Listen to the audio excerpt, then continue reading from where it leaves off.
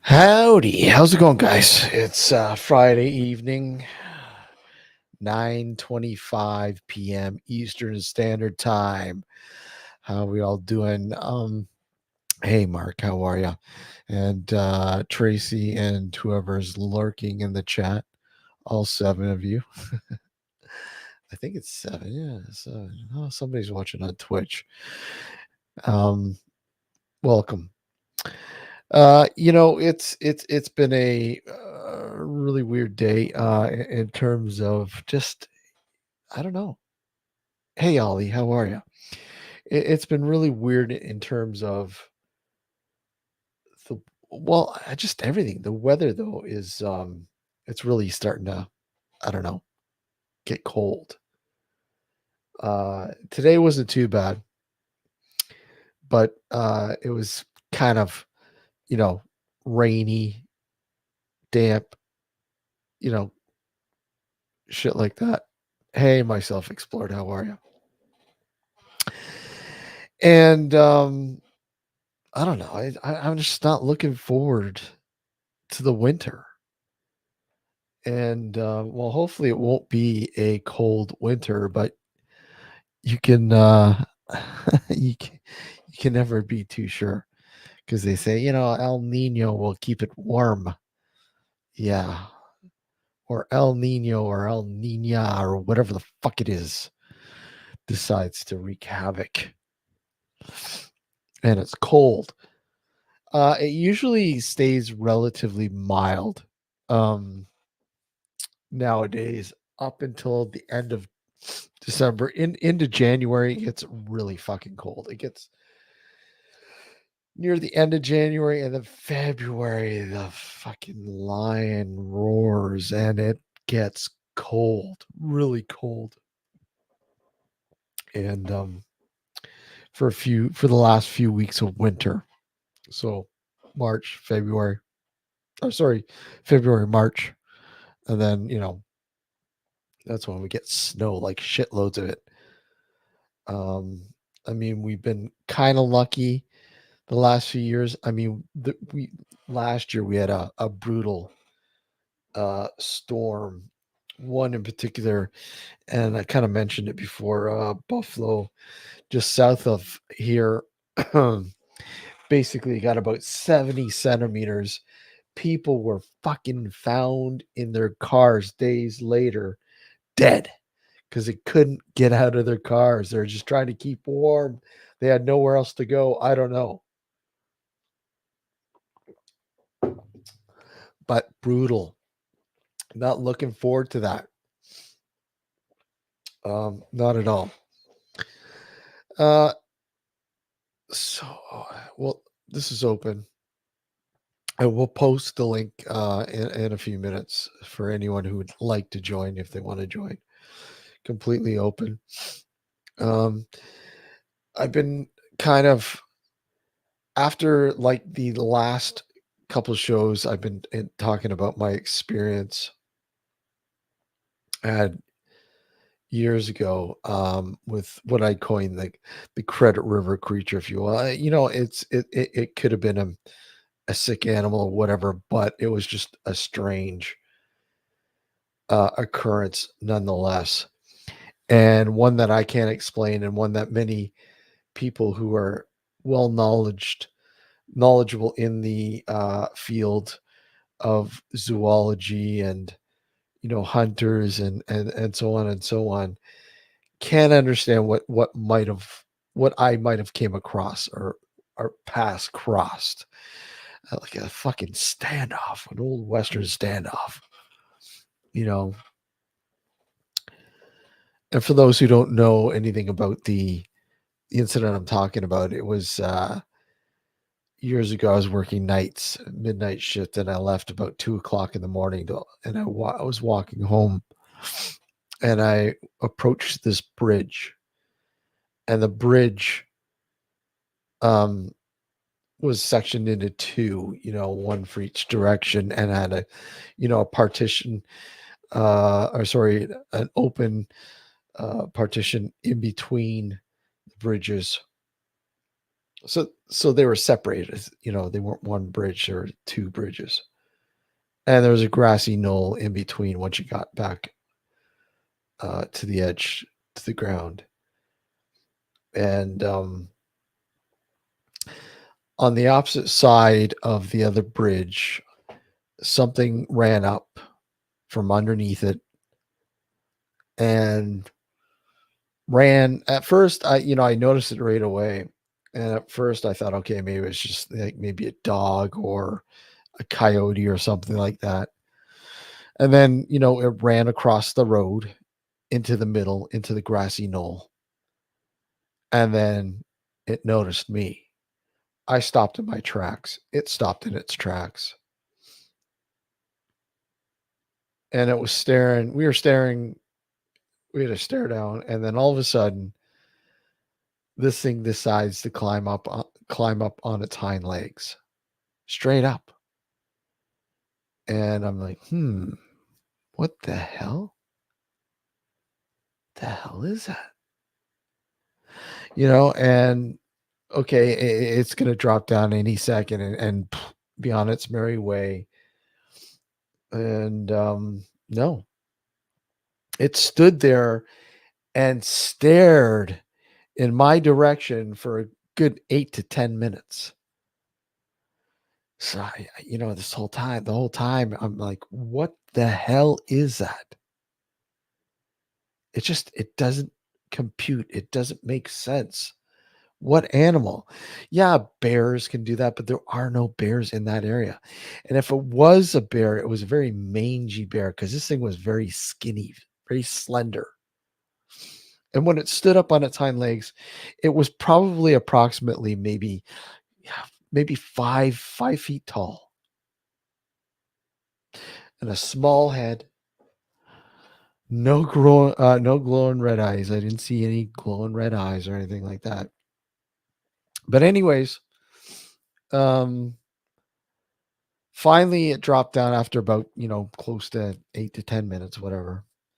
Dropped down on all fours, ran to my side of the road, and then back underneath the bridge.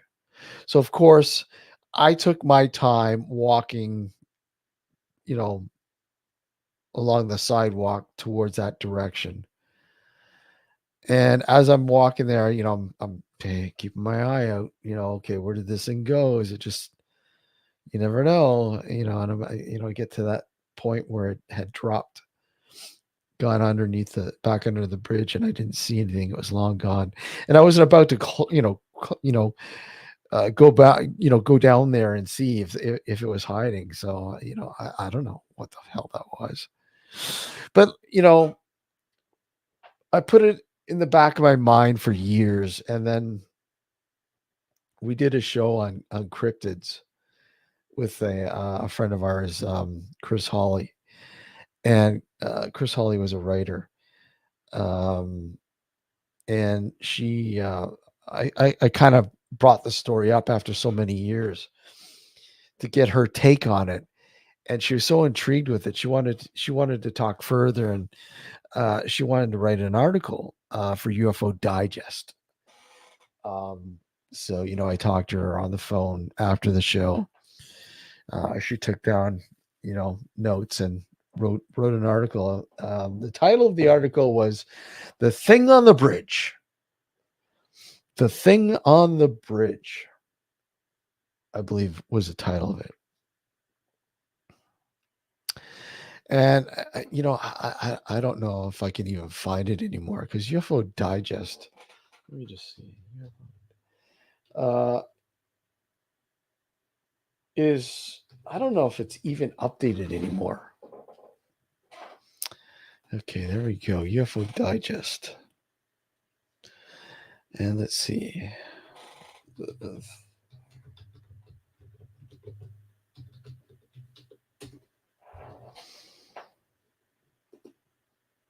Oh, there it is. Oh, okay. There.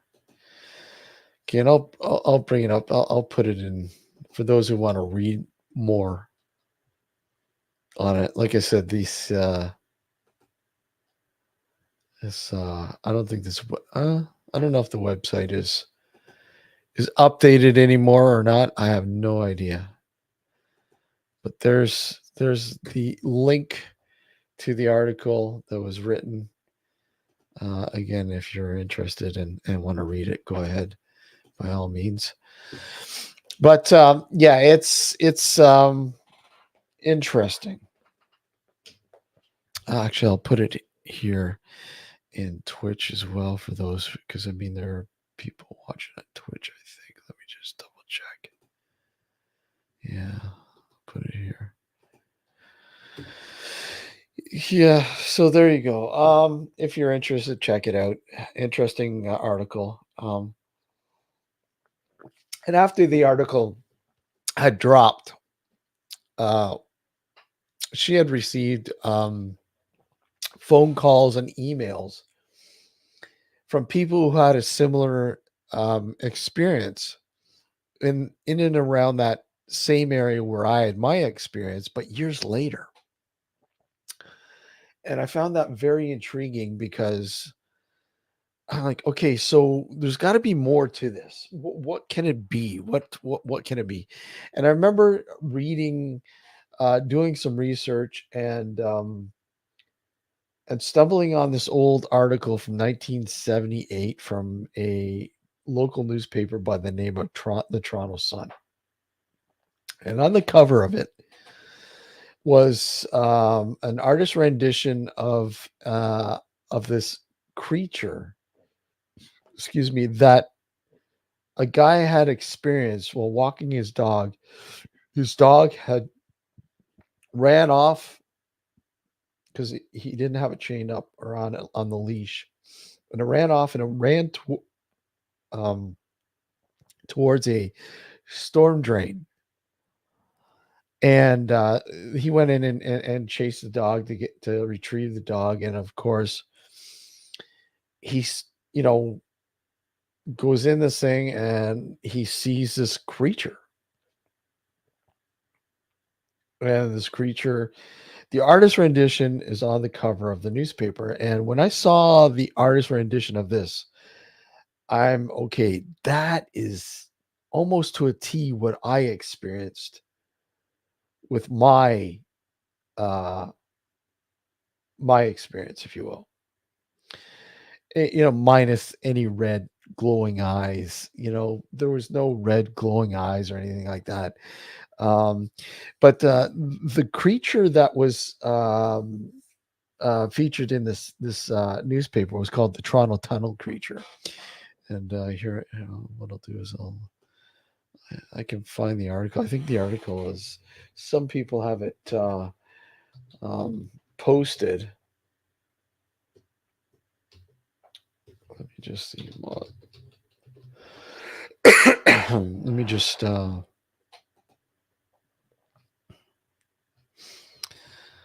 can find. There's the. I can't. Let's see. So let me see if I can. So here's the artist rendition. This is in the front page. I'm going to share my page here. Screen. Okay, so here's the artist rendition of what this guy had seen standing in that tunnel when he went in to retrieve his dog.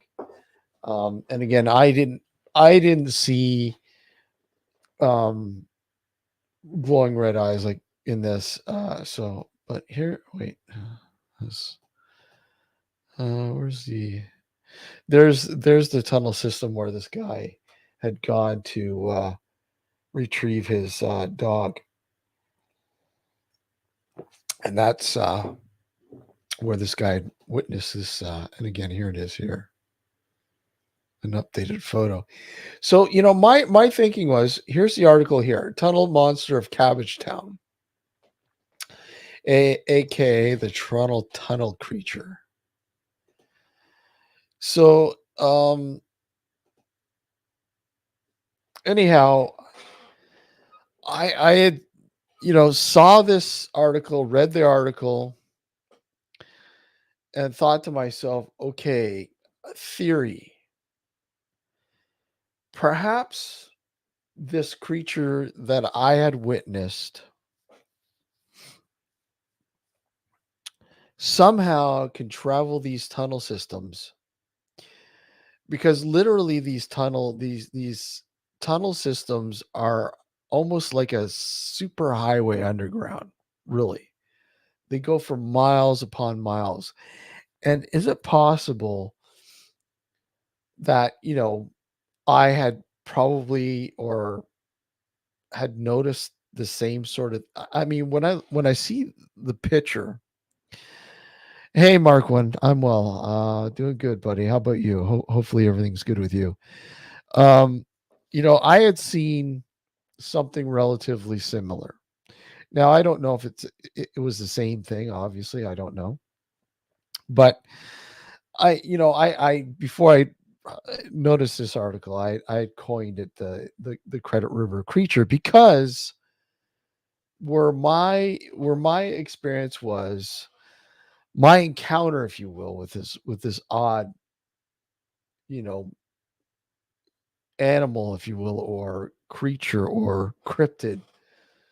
Um, was it sick? Is it undocumented? I don't know, but whatever it was strange. It defied meaning, if you will. Just you just didn't understand. I mean, I couldn't figure out what it was.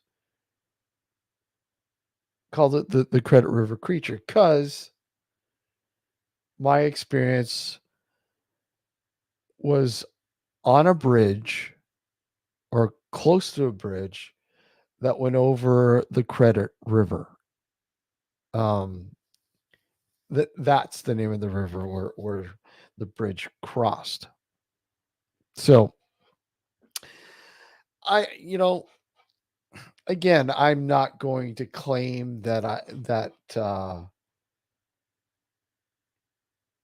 it is a cryptid. I mean, there might be an explanation, but as far as I'm concerned, right now there isn't. Right now, and this is taking the information and the description and everything else to you know veterinarians, to people who work in zoos, to hunters, to people who know these animals, the animals that are sort of you know in the area.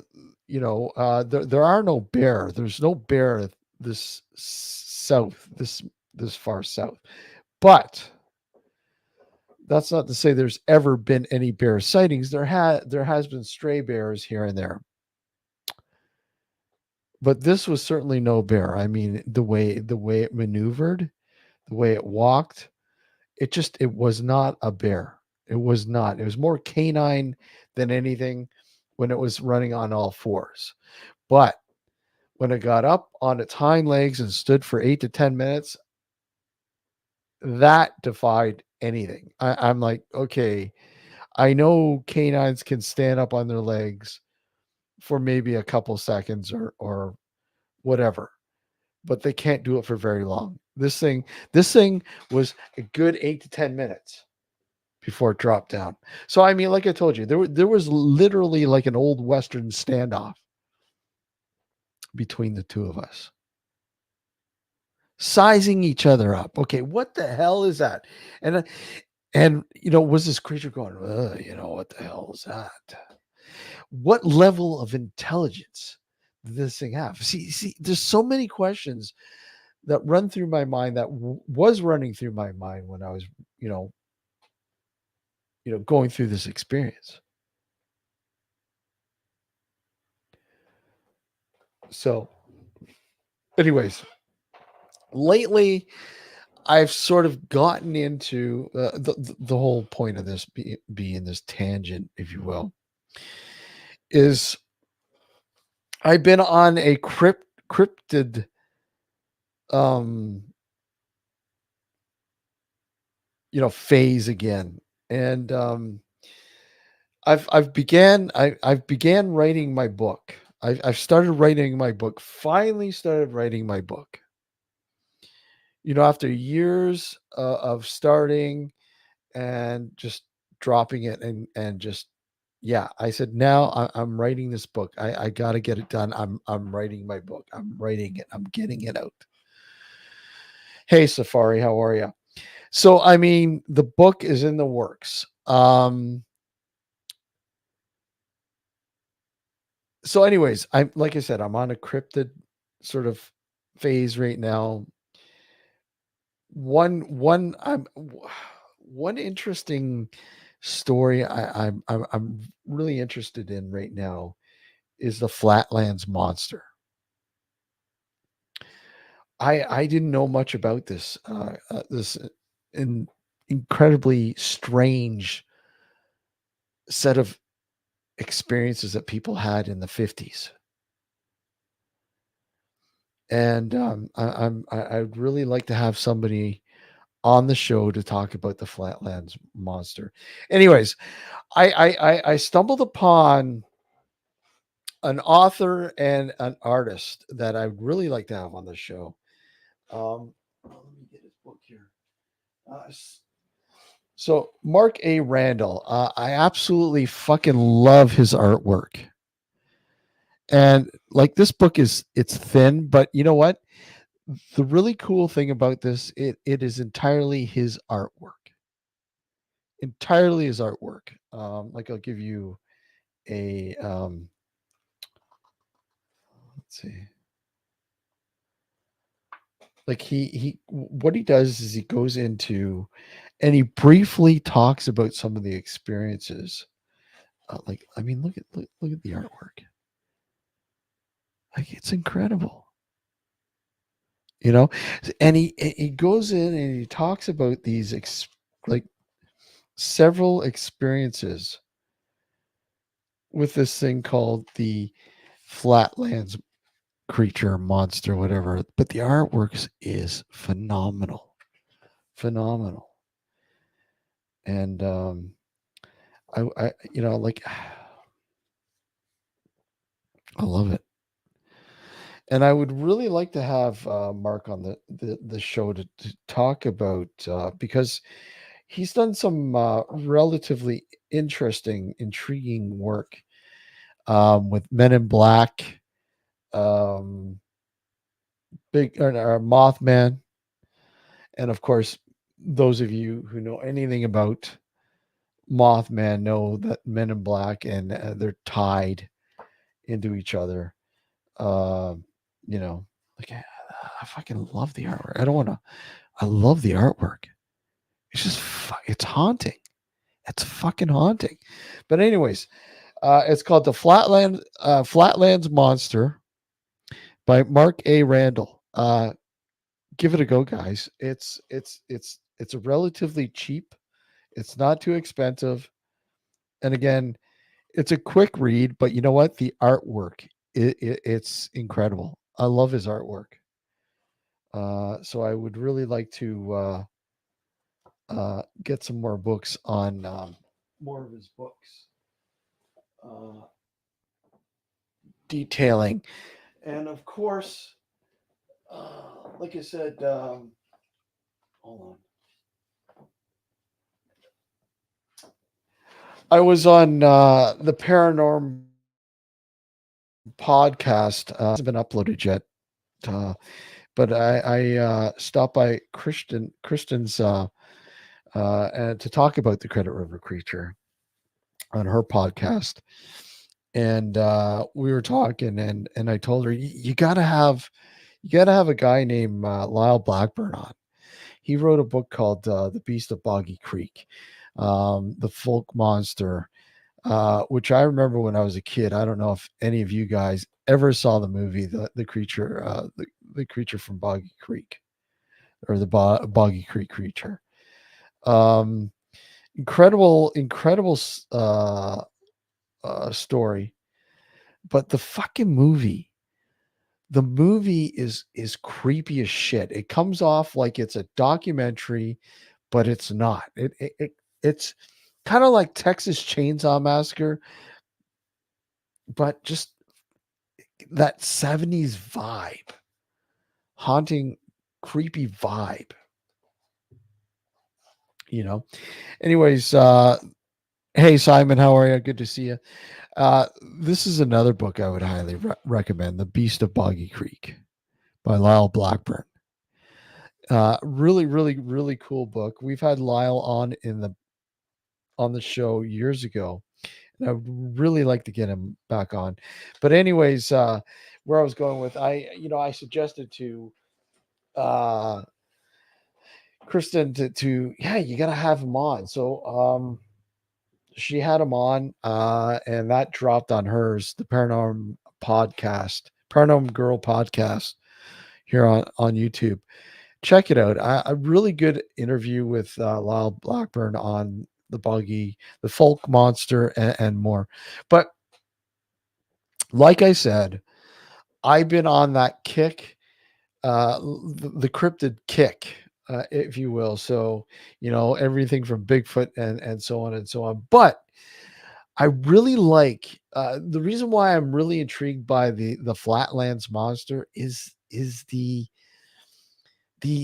connection between the UFO sightings in the Flatwoods area during the time that this creature was spotted, and people had experiences with it, frightening experiences. You know, I mean, when you have several people coming forward and claiming that they witnessed this thing, I mean, really, like a lot of people in and around. What was it, 1952? I believe somewhere in that 1952. Several experiences in and around 1952, and I really would love to dive more into that here on the show. So, I mean, uh, if I get Mark on, I'd love to have Mark on, um, or somebody who's well versed on the Flatlands monster and scenario story. The whole UFO vibe. I mean, I know a lot. I know a lot of people. I know a lot of people are familiar with Mothman, the original Mothman scenario, and the Men in Black, and the UFO sightings, and blah blah blah. And in and itself, that is a creepy scenario.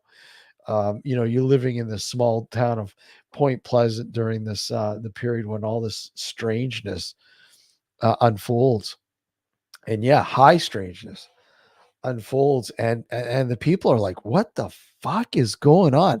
The fact that these Mothman appear creature appears and appears to be a harbinger of a disaster, if you will, because shortly after their appearance, the bridge collapses on Christmas. What was it, Christmas Eve or Christmas Day, killing and injuring a lot of people. It was like a warning. Don't use the bridge. The bridge will collapse. It's going to collapse. And it collapsed.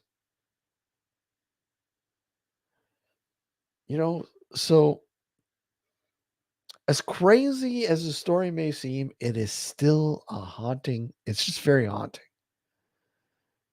If it's real, you know? I mean, obviously shit went down. Obviously some strangeness went down. And is there an explanation for the Mothman? Quite possibly. What people had witnessed could have been something else. A lot of people say owls or whatever else. That's the reason why these Mothman are, they look like giant owls.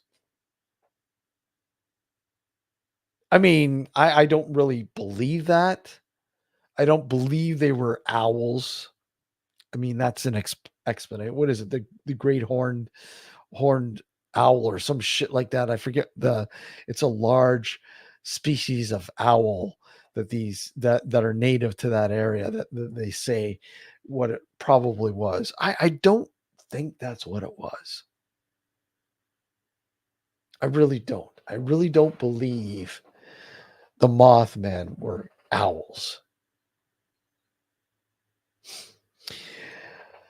I mean, were the Mothman, could they have possibly been a non-physical thing, or I don't want to say alien, or a creature that's able to manipulate your mind, your thinking, and communicate with you using your mind, right? I mean, anything's possible, right? Anything. As crazy as it sounds, anything's possible. But is that how they communicate? Is do they, send these messages to you telepathically? But the thing is, if something was sending you these messages telepathically saying, beware, and giving you some sort of, message that, something's bad's going to happen, are you going to believe it? You're going insane. What the, who's telling me this shit? And people around you are going to think you're insane. You have what? You have you have voices saying stuff to you in your head? Of course people are going to think you're insane. So I mean, a lot of these fucking stories. Yeah, true, Mark. People have too much to drink, but that's a lot of people having too much to drink, though. You know, it's like again when you go back to the Boggy Creek. Some people were terrorized on the porch of their house one night by something other than human. And folk is a sort of a swampy sort of back country, if you will. And you're in the middle of nowhere, and you have this, because essentially I think the house had like one of those walk around porches. And you don't fuck around with people back, there, because they're liable to come out and shoot your fucking head off with a shotgun. Yeah, some strong moonshine. Yeah, exactly. Possible. I mean, some of that moonshine will make you go blind. Fucking yeah. Holy shit. I've had some of that Kentucky fucking moonshine, and I'll tell you, man, it's brutal. It's brutal. But I mean, what do you do? You have something that you believe is real happen to you. And this is why a lot of people won't come forward, because they think you're fucking crazy, right? What do you do? What do you do? I mean, so many people for so many years were afraid to say something. They would only tell close friends and family of their experience, you know, feeling less ridiculed than if you were to go public. Because if you went public and you told, like, for instance, the only people that's going to listen to me or write a story is the National Enquirer. You used to go into the grocery store, into the supermarket, and there's these, the National Enquirer or the Sun or whatever else plastered on the front, Bigfoot sighting or UFO experience. And it was great when you're a kid because, hey, it's like, oh my God, I want this. But your parents would say, ah, you don't need that. It's all bullshit anyways. But is it? I mean, yeah, a lot of the stories are bullshit, but what is the percentage of these stories out there do you think are true? I mean, come on, there's got to be a thread of truth in some of these stories. There really does. I mean, there's just so much of them, so many of them. I mean, today in this day and age, you can fake a lot of shit, obviously, and a lot of it is for entertainment purposes. But I mean, back when you didn't have the internet, you had a black and white TV, or if you're lucky, you had a color TV, which was fucking rare then. And you sat around listening to the radio or whatever. You're listening to some fucking ball game, baseball, football, whatever, depending on how late it is at night. I mean, here in Canada, it'd be hockey. But I mean, if you were to fucking, you have this fucking strange experience. May it be a fucking a UFO or some strange animal or strange creature. I mean, back then people were afraid to fucking say stuff because you'd be laughed at. And a lot of these places are small little places. Everybody knows everybody. Oh yeah, that's fucking Fred down the street. He had a fucking encounter with Bigfoot. Or so he says. He says Bigfoot comes to his fucking porch every night, drinks his fucking moonshine. I mean, how do you weed through, what is real and what's not with this shit? It's hard. And the amount of faked,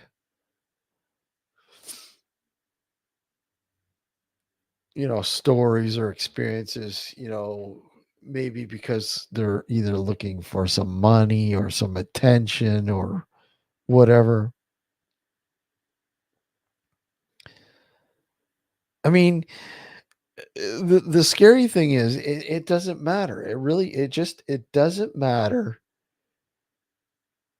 because even if you do have a real encounter with something, whatever it is, a creature or UFO encounter or whatever, people are just going to say you're full of shit. You know, even if you have some evidence, you recorded it and you hey, look what I got. Look what I got. They would say, no, you faked that. You faked that. That's not real. You faked that. You used a program or some app or some shit like that. Now it's harder. It's harder to you know, convince people. Although it isn't hard. It's really weird, isn't it? It's really weird. It goes both ways. It's harder to convince people now because there's so much technology out there that a lot of this shit can be explained. But at the same time, it's easier to get people to believe you because the internet says it's true. You know, the internet. I mean, look at what happened in Las Vegas. A few months ago. That family claiming that they had these 10-foot aliens in their fucking backyard, and the chaos that it created. People. Even the news people were swamping in, swooping in, and buying this fucking story up. Even the local police who showed up to investigate this.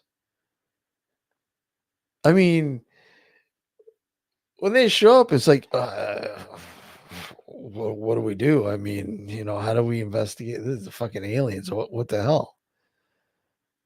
How do we determine they're aliens and not humans? Well, let's go look. There's nothing there.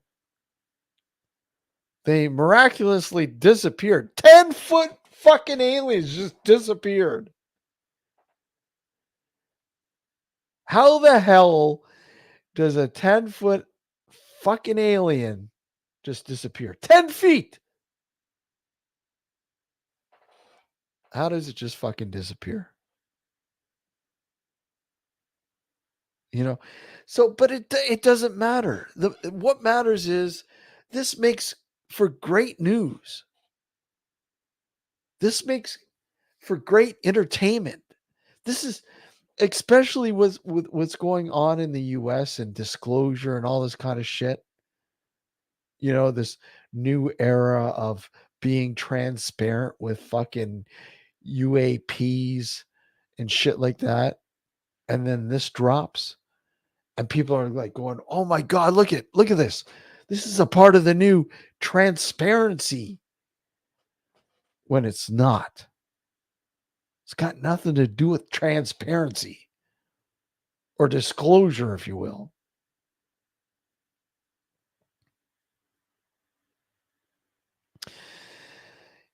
It's But at the same time, it's like, okay, did these people really have an experience? Did they really? I mean, most people, you and I, look at this and go, "Ah, it's just bullshit." I mean, it's really neat. The story is really cool, but I mean, realistically, in the back of our minds, it's bullshit, right? But we're going to cover it anyways because it's cool. Like everybody else did. It's cool. Let's cover it.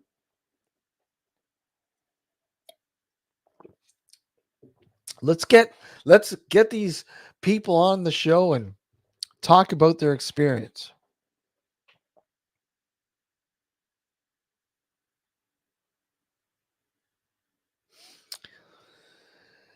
I mean, I had, like I said, my experience. I know what I experienced. I know, but at the same time, I'm treading lightly and saying that, I witnessed something that was maybe you know, I don't want to say maybe undocumented uh animal, but that's probably not the case.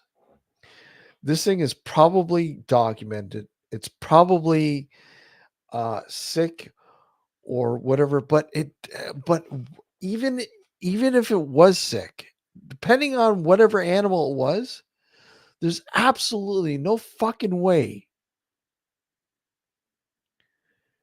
what I saw can happen without it being fucking something else. Standing on its hind legs for 8 to 10 minutes. It's unheard of. So that is the sort of aspect that has driven me to believe that I witnessed something truly, I don't want to say unique because I mean, other people had witnessed something similar to what I had in that area, but something very, very interesting. You know, we did a Alex and myself, we covered it on our very first nocturnal night shots, first episode. Hey, everybody in chat, by the way, all you guys lurking, it's quiet in the chat. Why is it so quiet, guys? Who's there? Say hi. Hi, I'm here. Um, and I'll open up. I'll open up the line. If anybody wants to come up and join me, I'll put the link out. Hey, Leon, how are you? Good to see you, buddy. I'll put the link out there if somebody wants to pitch in. By all means, you're more than welcome. But like I said, it's we did an episode of it. And it was, you know, I think it was what, maybe about 7 years ago. Sorry, 6 7 years later that we revisited the area where I had my experience, and it's gotten a lot busier than it was even at night.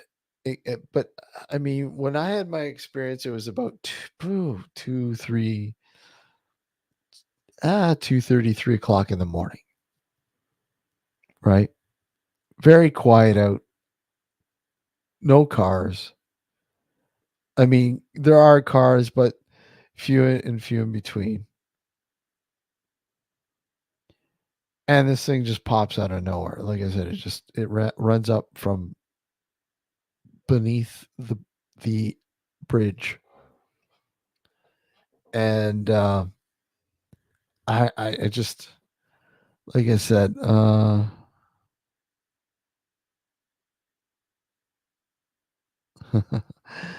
yeah. Well, I mean, what is it? It's what, 3 o'clock? 3 o'clock there in the UK. 3 o'clock, something like that. Yeah, it's like 3 o'clock in the UK, I believe. So yeah, I'm. It was weird. I mean, if you guys are interested, you go to our archives here on the channel, on the YouTube channel. I don't know, because like I said, people are watching on Twitch. But I mean, if you're subscribed, by all means, please like and subscribe. Hit the like button. Subscribe. Subscribe. If you're not a subscriber, please subscribe. We're trying to make 1,000 here. 1K. I think we're, I don't know, 120, 25 subscribers away from 1K, something like that. So please, if you're watching and if you're not subscribed, hit the subscribe button, hit the like button, and yeah, help us as we drive to 1K. Yeah, and we're back on Sunday night, this Sunday night, with episode 8 of Nocturnal, of season 16. Um, another open discussion.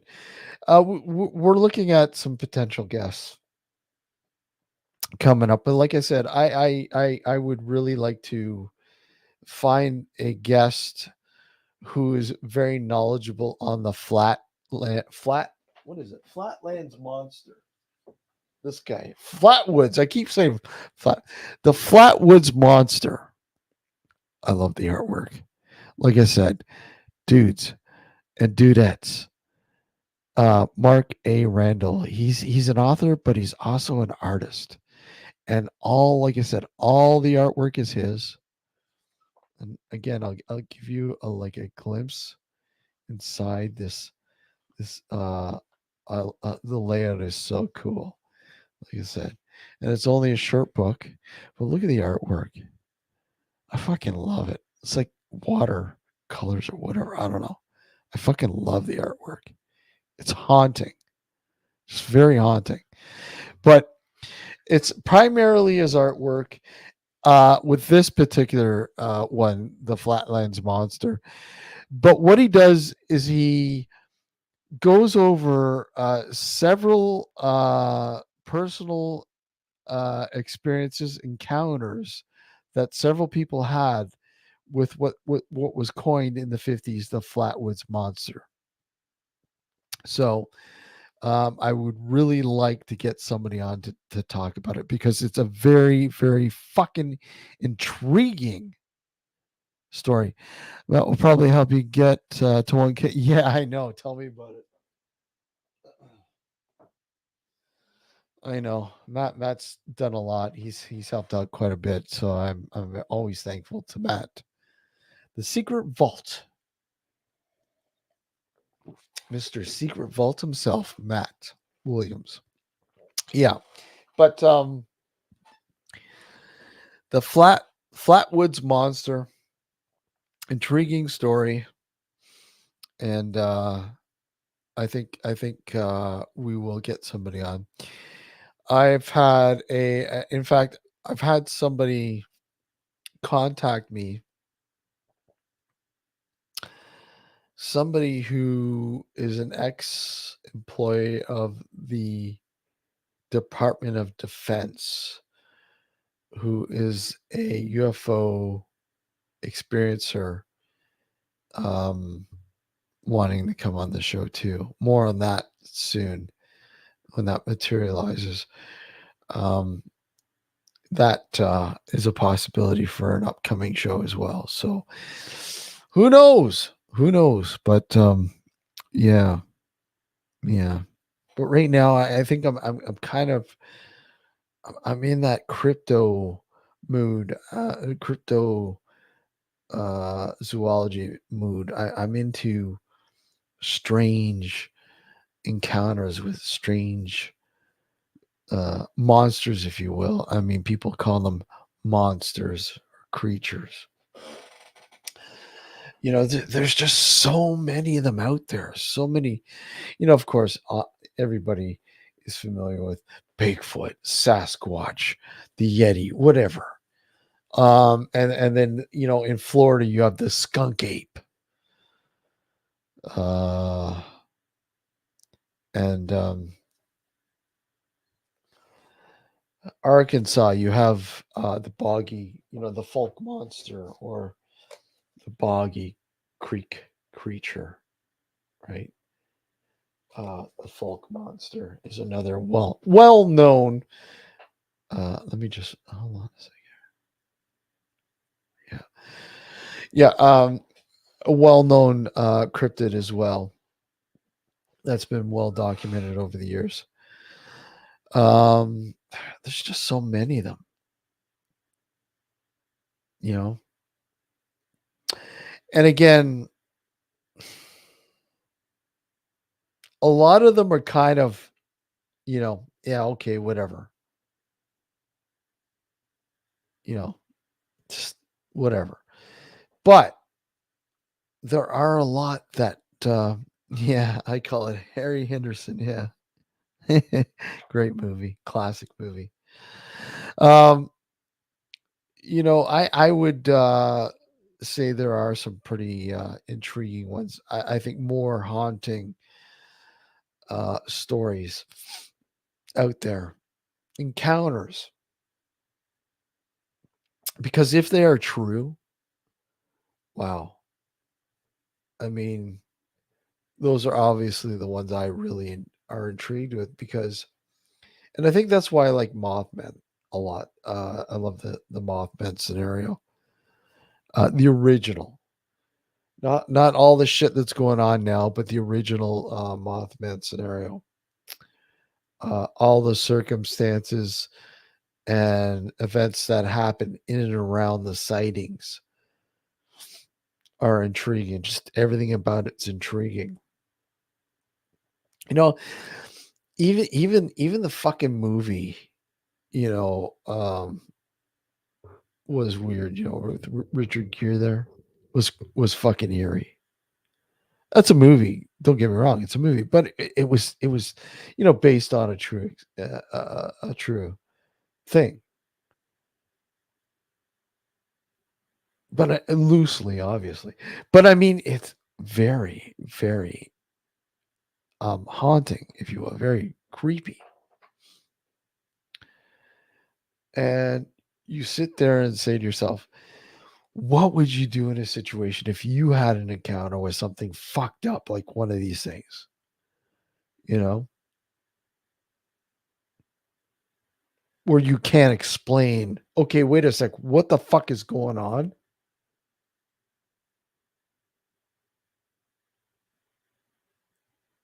I mean, it's kind of like abductees too. I mean, and their stories of being abducted and the shit that they go through. And yeah, of course, everyone's going, "Oh, here we go with the anal probe shit again." No, I'm not talking about that. I'm talking about, um, again, our good friend Chris Hawley, who's no longer with us, a writer. She was doing research and she was working with, I believe she said it was five um abductees that she kept it under wraps. Sorry guys. Oh my god, it's been a long day. She kept it under wraps. She didn't want a lot of the information getting out there until she felt that she had finished the research and for her book. I don't think the book was never released, and she didn't finish the research because she passed away, unfortunately. But I really would love to get the notes and see, because she was only very cryptid when she told us about what was going on, her research with those people. So I don't know. Hold on.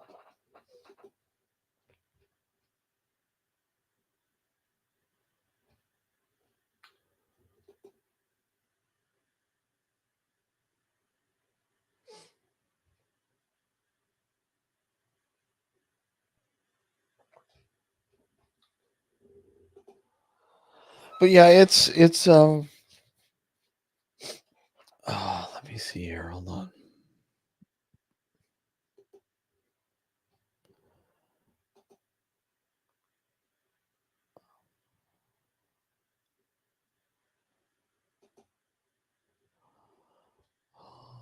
Let's see.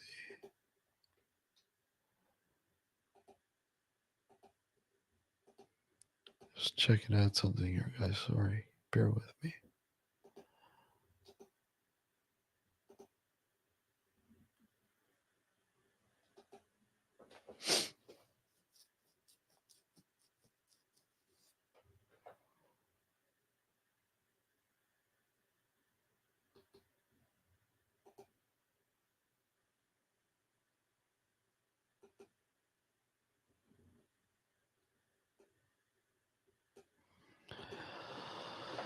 All right. Okay. I just drop in some windows here.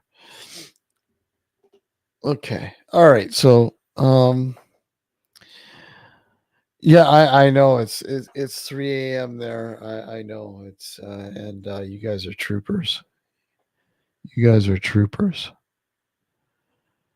I mean, for the longest time I worked nights, and that's nothing. 3 a.m. But now 3 a.m. for me, I'm up early every fucking morning now. And it drives me nuts because I used to be such a fucking night owl.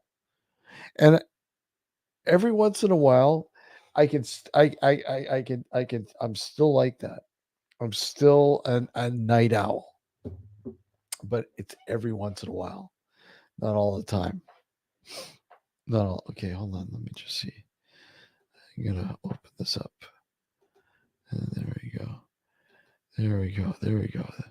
There's the link if somebody wants to join. And I will I hate this new fucking YouTube thing. You can't fucking paste it. Pin it right now. But yeah.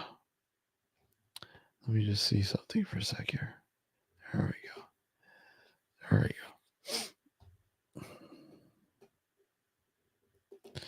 But there's the link if you want to join, if you had, you know, an experience that you can't explain. Um, I and I mean, because people are getting sick and tired of hearing my experience. I mean, I've talked about it over and over again until you know I'm blue in the face, and you guys are just, oh, I know, per you know verbatim, you know that you've heard everything. And look at this. Hello, sir. Bloody hell. Hey, Who's how are you, sir? not too bad, and yourself, sir? I'm good. I'm good. So, what's new, sir? Nothing really. Just No. like 3:30 in the morning, and you sent me a message. So, I you know, I noticed you uploaded something, and I was gonna go check it out for a quick second, and then hey, maybe I'll send Matt a link. you He's knew I was up. Look, yeah. yeah. You seem very spunky for 3 o'clock in the morning. Well, it's because I've got energy drink. I just poured myself an energy drink. Energy drink. If I knew I was coming on here, I'd have got a pint of beer. But now it's energy drink. So yeah, I'm very spunky. uh, so what's new? What's new? What Well, I don't know. Just put out a documentary on a UFO research library, which a gentleman who's a UFO author, and he's got about I don't know, about 12 books I think he's authored, Mhm. and he's got his archive of materials which he's throwing open to kind of let anyone who wants to come along have a look. Nice. So yeah, he's got a massive library of stuff, and yeah, we went up to check it out, to see what was there. That is cool. That's Mm, awesome. That is neat. yeah. That is neat.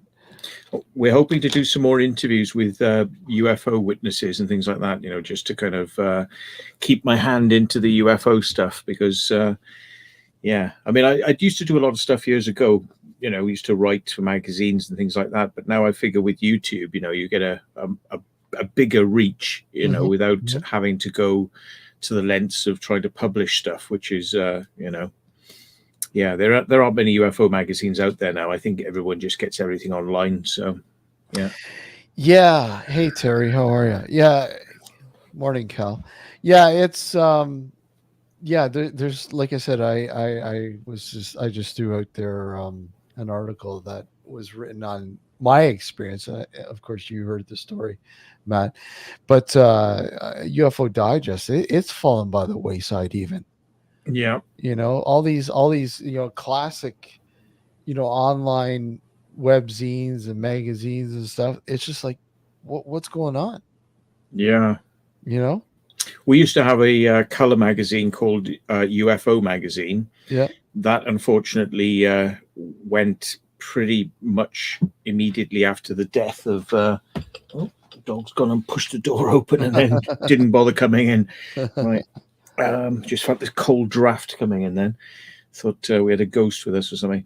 Um, yeah, so that UFO magazine, sadly, that went downhill. Then there was a short period where there was a couple of magazines like UFO Reality and Alien Encounters magazine, which I used Mm, to write for Alien Encounters magazine, and I've got quite a few of my bits and pieces, not like long form articles, but they used to take some of my ideas and contributions and things like that into UFO magazine, and I think I got in UFO Reality magazine, yeah. but they've all gone, a long time ago because I think it was like the 90s. There was a spurt of interest in UFOs. There was a lot of Mhm. TV programs about it, and yeah, so it was kind of a resurgence of interest in it. And I wouldn't be at all surprised, if things keep going with this David Grush situation. You may have, like maybe magazines will return, but Yeah, yeah. now that people realize UFOs are real. Yeah. Hmm. The one area, like I was talking earlier, the one area that I'm really intrigued with, and to me is I think the freakiest is the the type of encounters, that the stories that you have all this UFO flap, this encounters, but there are multiple sort of scenarios with those UFO sightings. Like for instance, I was talking about the Flatwoods monster. I don't know if you're familiar with that story, but the Flatwoods Monster, um, Rings a bell. it was in the early 50s, and there was a string of sightings, UFO sightings, and all of a sudden people started having these encounters with this strange, like, creature that they coined the Flatwood Monster. And this thing was just like, anyways, I'll show you. I just picked up this. This is really neat. It's only a small thing, but this guy, he's a author, but he's also a artist. And Let me have a the look. book, Yeah, show it to us again. I was just looking something else up. Flatwoods Monster. Yeah, but I mean the artwork in it is it's like, in Instagram format by the looks of it. Yeah, yeah, yeah. Let me just square. it is square, yeah. Because it's all his artwork. Like, I'll just give you an idea. See, Oh yeah, right? But anyways, the book itself goes over several encounters that people had in, I believe, 1952 with this creature that they, like I said, coined. But I mean, that's not the only sort of scenario. I mean, you have like stuff like the Mothman. yeah, yeah. Another classic scenario where people are like, okay, all this shit's going down, Men in Black, and you know, uh, A bit like that movie Millennium. yeah, Where when there's nasty incidents happen, these sort of figures turn up and maybe just observe, or are the instigators even, like it's been suggested that they're kind of, harbingers of doom. yeah. But which came first? It's maybe these are time travelers or something, and they're coming back to kind of witness big events. What do you think about the Men in Black? I mean, what are your thoughts about them? Yeah, I mean, it depends. There's two types of men in black. Hmm. There's men in black that are real human beings who go out to interview witnesses and sometimes silence them, frighten them off, and Hmm. say, don't talk about this or whatever. Um, However, there's this flip side men in black, which is these strange people who turn up when people have Hmm. had UFO sightings, and they seem to be kind of otherworldly, like they look a bit macabre, Hmm. sort of sometimes strange, strange looks, Yep. and Hmm. they drive old cars which are just way out of date, which is like, why would they do that? It's almost like as if they're out of a different era. Hmm. And some people have likened this to, are they paranormal? Are they or UFO related? Or so you got the real Men in Black. Well, we've Hmm. we've had instances of that in the UK where officers of the RAF, Hmm. plain clothes, would go out Yeah. to interview witnesses and had actually silenced those witnesses. Told them not to talk about their sightings, which was bit weird thing to do, when you're just meant to be asking questions, is then to put the pressure on people not to talk. But, and that's something that's happened in the UK. I know there's US stuff as well, with this, but yeah. And I quite like the movie Men in Black. That was Hmm. good. Yeah. I Interesting. met Will Smith on a TV program once when he was promoting the Men in Black, and I Yeah. came on to sort of, yeah. So, um, yeah. So it's very interesting. Yeah, Men in Black. Cal saying, Dan Aykroyd. Yeah, I remember Dan Aykroyd talking about his experience with the Men in Black. I was on a Yeah, show with Dan Aykroyd as well, not in person, but he had me on over the phone. yeah, Yeah, yeah, yeah. He's a unique individual. There's no doubt. Him and his father, yeah. Peter Aykroyd. Again, he was His brother is a big believer in the paranormal and his UFOs and things like brother. that. Yep. He's tried to produce a couple of TV shows which didn't get taken up, No. but Yeah. I can see him in the future, sort of coming back as maybe a presenter. I mean, he should do it for like the Sci-Fi Channel or something, because he's interested in all this. Become the face of a show dealing with something like ghosts and UFOs. Because I mean, he's he could even do it in the style of is it Egon Spengler, Mm, Venkman, and Stantz? I think it is, yeah, isn't it? Ray yeah, Stantz. yeah. Ray Makes Stantz. sense. Yeah, Yeah.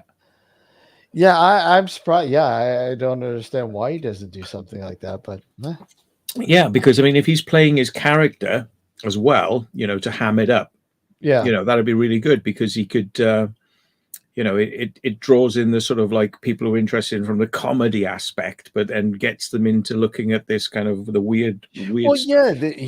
Here's this, Ghostbusters and bang. It's like, oh, hey, sort of bring the two worlds together, sort of thing. Yeah, I think that would probably have some legs actually. Maybe maybe he just wasn't in with the right crowd because I mean it's very hard to get stuff on TV and fully commissioned, but when you've got a name behind you, you're halfway there. Well, yeah, and it's not like he's not intrigued with this stuff. He's constantly intrigued with it. Yeah, You I mean know. there was a show about crop circles, and they were showing crop circles, some of which I'd been part of, and they were talking about. And the presenter of the program was Zachary Quinto, who's Yep. plays the new Spock. Spock, Yep. from the new Star Trek movies. Mhm. And I was just like, wow, it's amazing the stars you see who put their names to these paranormal shows, and you go like, I know so much about what they're talking about there. Yeah. Mm. Yeah, exactly. Exactly. Yeah, it's intriguing, man. I think that would work really well. Um, there's a reason why he has Crystal Skull vodka. He was heavily into Crystal Skulls. Mm. I mean, he Yep. fucking loved Crystal Skulls. Yep. Like I mean, people don't really know, they probably don't even know anything about, the real Crystal Skulls. I mean, that's another thing that's intriguing, Crystal Skulls. So I mean, it's not like he's well versed and well educated in the, all things paranormal, if you will. Well, he probably reads a lot of books, just like any other researcher out there. I mean, you might find he knows a bit more than you think. Yeah. Yeah, yeah, exactly. Exactly. Yeah, it's and I know we've talked about it before, Matt, the crop circle bit. And your sort of take on it with the whole, because I mean there's another area. Crop circles are really intriguing. I mean, and with the UK, I mean, when I think of crop circles, I think of the UK, because they're such a huge thing in the UK. I mean, I can't think of a larger place that had more crop circles. Is there? I mean, the UK pretty much, right? Mm, Had the yeah. largest sort of concentration of crop circles. There's a pretty good reason for that. Yeah. Yeah. But I mean, people didn't know that though, did they? Well, I think it was a worldwide recognized phenomena, the crop Yeah, circles, and yeah. yeah, I mean, I think people did know that the UK was, heavily, bestowed with them. So yeah, they did know that, but I mean, people haven't really questioned why it hasn't gone to so many other countries. But I mean, we have met some of the people who have done crop circles in other countries. Like a lot started appearing in Italy. Mhm. Funnily enough, we know all the people in Italy who do them. So yeah, they'd come over to the UK and made crop circles in the UK, and we got invited to come out and do some stuff out in Italy as well. So That is cool. yeah. That's cool. And yeah, what's this like? I mean, what's the state of crop circles right now, though? I mean, is it? Well, it was pretty poor for a few years, and the numbers certainly aren't as high as they used to be because I've stopped doing them. Julian, who's one of the best circle makers out there, he stopped doing them as well. Yeah. And I think he might keep his hand in and maybe do one or two a year. But there's only really one team that we know of who's making crop circles out there, and they're making up all the numbers now. And it's maybe getting a, I don't know. I'll go and check it out, but it's not a great amount. And to be honest, a lot of that is made up with simple crap, Yeah. which I mean I've got to call it crap because it is. It's like stuff that's made without any effort at all, like simple circles. Like, Yeah. yeah, There's no you know, creativity behind them at all. no, yeah. So I'm just going to check now, cropcircleconnector.com. Let's see what was out there this year.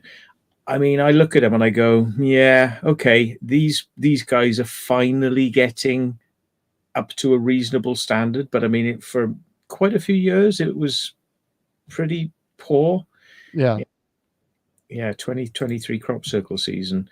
So what are we talking about? January to May, 1, 2, 3, 4. I mean, some of these not about 5, 6, 7, 8, 9, 9, and that's up to June, all on one page. Wow. I mean, what in its height? I mean, what were we talking about crop circles? I mean, how many would you say? Right. So how many did I say then? Shit, I forgot. 1, 2, 3, 4, 5, 6, 7, 8, 9, 8, 8. And then you go to July, Mm-hmm. 9, 10, 11, 12, 13, 14, 15, 16, 17, 17 circles. That's it. You know what I Wow. mean? I mean, you were getting upwards of like 100 circles in a good year back Holy in the crap. days when we were doing stuff. I mean, some of this stuff is fairly basic in design, but it's effective because I think they've got up to a standard now. Mhm. Um, they're making mistakes, this new team, but yeah, and it's one of those things. It relies on people who are determined to keep the art alive.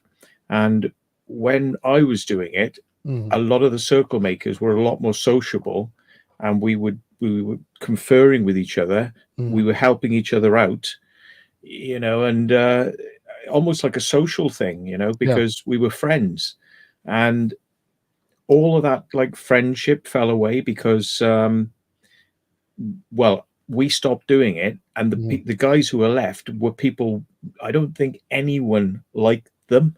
So Oh, they're the really? ones who are Okay. kind of, yeah, sadly. I mean, it has to be said, like they're not exactly the easiest of people to get on with, quite barbed. And Yeah. therefore, I've never made a circle with them. They've never made a circle with me, which Mhm. kind of says a lot, doesn't it? Because all Mhm. the other teams were helping each other out, Yeah. Yeah. Yeah. Yeah. But these guys have never had anyone that I know help them out. So what? So when would you say it was like? When was the height period of crop circles? When was the glory days, so to speak? Well, when I got into it in 1992, things were starting to become very high art, like Mm. lots of complexity, and it was a big standard to step up to that kind of level.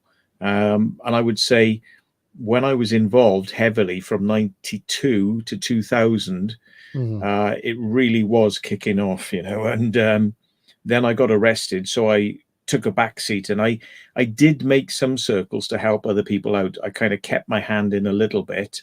Yeah. Um, I shouldn't have done because I mean, after being arrested for doing something, you shouldn't go back and do it again. But I mean, I did a little bit, but it was like there was such a movement at that point that Mhm. it kind of carried on.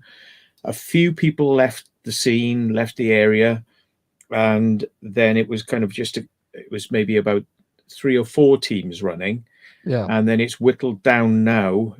I'd say probably about 2015 there was a big drop off, and up until present day. Wow. So yeah. It's probably at one of its lowest points for a long time. Yeah, it just yeah, I remember probably in the early I guess probably the early 2000s. Mm. Um constantly hearing about, crop circles popping up in the UK. You'd get Constantly. two, sometimes three a night. Yeah, You'd find const that other teams had been out. Like, oh, two other teams were out last night. Shit, we didn't know. And it's like, it was crazy. yeah. Yeah. So I mean, and most people at the time didn't know. I mean, they thought it was extraterrestrial, right? Mm. They didn't know people were going. I mean, there was speculation and there was thoughts that, oh yeah, okay, no, that's people making these. It's not real, right? Yeah. Well, the funny thing is that I must have been telepathic because I was always the first person to be there with a drone and flying my aircraft. I'd be up at like 6 in the morning flying an aircraft over the crop circle. Weird, that isn't it? How did I knew it would be there? Hmm. Yeah, and my if people only knew, because the crop circle connector didn't used to credit me for the photos because it was considered to be politically sensitive thing to kind of be saying my name a lot, on their website. So they just Okay. used to put my photos as copyright crop circle connector, so people didn't make that connection. However, all those photos, Yeah. so like 1998 to 2010 or something, and it was all of the exclusives, bang, early morning photographs, bang, bang, all over the country. It's like they were my photos. And I'm clearly not psychic. So what does that say? Yeah. So you must have a crap load of photos then. Oh, yeah. A shitload. Yeah. You should have the Matt Williams coffee book on crop circles. I probably could make a book, with all my photos of crop circles, actually. But yeah. But I guess that would be kind of sensitive, right? I mean, people. I mean, Well, I don't know. I mean, some people would buy the book just because they're interested in the pictures. They don't. I they wouldn't have wouldn't to put put a two and two forward. together, right? Well, I mean, I could put a forward in there saying, I used to make crop circles and these are my photos. Um, and not all of these photos are of my crop circles, but enjoy anyway. But it's kind of like, I think it would be just best to sort of just put it out as the images, because that's Mhm. what's important, rather Yeah. than having to put the spin on it. If people want the truth, it's not hard to find. Once they look beyond the book, if they want to find out the truth, it's out there. But it's surprising how many people I still meet to this day, and I say, oh, you like crop circles? And they're like, yeah, yeah. Who do you think does it? And I said, well, I think it's people. Have you ever seen a channel called Circle Makers TV on YouTube? And nobody's ever seen it. You know what I Really? mean? It's like Yeah. nobody's seen it. It's like, I don't know whether this thing is ghosted or what, but unless you tell people the exact name to type in, Mhm. they don't find it. Yeah. Nobody knows it's there. So it's made. What's the name of the Circle Makers TV. Circle Makers TV? Okay. Yeah, and we got 72 hours of interviews with people in the studio, like bringing people in. And Yeah. it wasn't done like StreamYard. We actually brought people in, sat them on a couch, and Yeah. multi-camera did it. Yeah. That's awesome. Mm. Awesome. I and I guess you had people that were going, no, you didn't make those. You can't make those. I don't believe that you made those. Which is why we did demonstrations, Yeah. under real conditions, Yeah. when we got the opportunity, because we'd have to get somebody to pay for the farmer's field. Mhm. We've replicated designs that have appeared before Yep. in the hours of darkness. So, and the thing is, when you make a crop circle as well, sometimes there's tolerances, differences. Like you go out to set out to make it this design, but then you kind of slightly mess up. So you know, a line might be fatter, or you might have to change the measurements slightly on the fly that night. You may make a mistake, so you cover a piece up. So to be able to say, right, that design, which we didn't make, another team's design, we're going to go out and we're going to copy it Yeah. and get it right in the dark. You know what I mean? And what more do people want? You know, I mean, then they'll argue this, you know, really shallow argument they have, which is that, oh yeah, well, you can make a design, but you can't make the microwave damage to the plants, and everything you do will be all damaged and it'll look horrible. It'll all be broken crop, whereas the real ones are all perfect and don't have any damage to the crop and have these microwave effects. Well, those are fallacies, because, you know, every crop circle that's made will always have the same breaks. The microwave damage is something that's been misinterpreted anyway. It's actually a natural effect of the crop being flattened. It wants to grow back up towards the light, and the nodes break, and then yeast seeps out, and then that turns black in the sun. You know, it oxidizes. But people say, oh no, that's microwave damage. That's burning from extreme heat. And it's like, it's not, you know. So all these fallacies just add up. People just go, well, you can't make it because of X, Y, and Z. But the thing is, X, Y, and Z are wrong, you know. So yeah, I mean, but people hear, I've always found that people hear sound bites from TV or from the press, and that's what goes into people's brains. And when you meet people, they repeat back to you the same things. You get it every single time, you know, and you have to have the same conversation again and again and again, because people are just at that level of like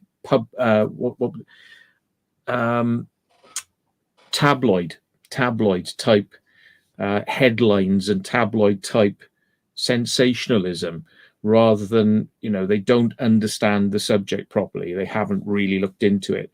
And that's where I think, you know, 99% of people you meet are at that level, you know, and they really don't understand it, from other than people can't make it. It's got microwave damage. It's been tested by real scientists, you know, or, you know, again, fallacies. You know, it's like, real scientists, what you mean? Dr. Levengood, the guy who faked his credentials, isn't a real doctor, you know, which is like, there's a red flag, you know. Like, you can just pick apart all these kind of things, or, you know. However, like I've always said, since I came forward for doing this stuff, you know, I've always said to people, the reason we were doing it is because we believe in it. You know, we believe in the magic of crop circles. We believe magic happens in crop circles. But you've got to kind of dispense with this silly bollocks and go where the real stuff is, which is, it's a communication medium from us to something else, you know, and then it affects other people. That's where the magic of crop circles is. Don't worry about where it comes from or who's making it. Remember, it's a message, you know, and you're connecting when when it resonates. Now, the sad part is that message resonates better when people don't know it's people, you know. They don't understand that it's people making it. When people think that it's aliens making it or something else, that gets people's excitement up. And It takes a whole different level. Exactly. So at the same time as, you know, I want the truth to be out there, I can understand why Circle Makers TV hasn't been seen by many people. It's because people aren't looking for it. They're just going, oh, crop circles. Well, they can't be made by people. So that's great, isn't it? Let's just look at the photos and go, wow, wow, wow. You know, and it's like, that the real story is there under the surface. Not hard to find, but you do have to look, you know. Mark's going, how many farmers did you piss off over the years? Fucking loads. I've met some of them, and they've gone absolutely red faced, shaking, because they know who I am and what we've done, and they got really, really angry and pissed off. And I'm like, mate, you know, like, calm down, you're gonna have a heart attack. I mean, like, you're gonna burst a blood vessel. But, you know, that's just farmers. Farmers are like that, you know, so they like to get angry over stuff. And but the smart farmers, you see, I mean, they just charge people money to go and visit the crop circle, and they'd make the value of the crop back, 2 or 3 times over. Some of them used to donate it to charity, and you'd get £20,000 donated to a charity. Brilliant, for like 30 quid's worth of crop.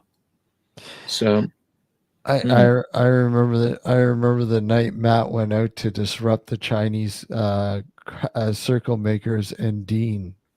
oh yeah, yeah, yeah. Dean's a funny one. Yeah, he's a circle maker who doesn't understand about radiuses, diameters, and things like that. And he literally tries to do it by eye and with Yeah. like dead reckoning, Mhm. and it goes wrong a lot of the time. And I mean, he set himself some real challenges, which should have really been done by a team that had very good high art skills. Yeah. And he's like, no, I'll do that. I'll do that. Just me and my missus. And we're like, okay. So we went there on one of his more challenging designs, and set my camera up at night to film time lapse of him doing it. And he kind of only did the circle and just like a few lines. Yeah. So in the morning we're like, oh, so you're going to finish, because it was paid for field as well. So he went into night 2. And then like I came back on day 3, and I'm like, I took the drone up just to show him what he'd done so he could see whether he'd made any mistakes. And he was filling in bits, and it's like day 7, he was finishing. So, you can bite off more than you can chew sometimes. And, if you're with a team that is really efficient and knows what they're doing, you could lay all that out and kind of finish it in one night. But if you're not really using clever techniques, and you haven't got that skill set under your belt, then it can be very, very daunting. And I think he had bitten off a lot more than he could chew. But of course, there you go. Took him 7 days to make it. We got footage at night time and the various stages of it being made, drone up day 2, day 3, day 4, all this sort of stuff. And then he put that out as, well, we're not going to tell anyone it was man-made. And the farmer was in on it as well. So people were turning up, and what were they saying? Oh yeah, no way people could have made this. It's fucking crazy. It says, yeah, no fucking way people could make this. You know what I mean? It's like, yeah, it's just been there every night for the last 7 fucking nights, which is highly unusual. You know what I mean? Okay, so in He many was out there in the daytime doing it because it was yeah. so complicated.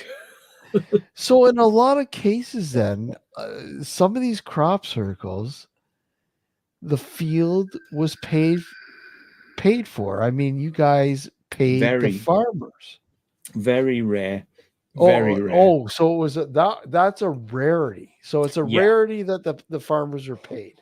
No, the circle makers just decide what field they want to use, and they go Yeah. and use Just it. go in and go nuts.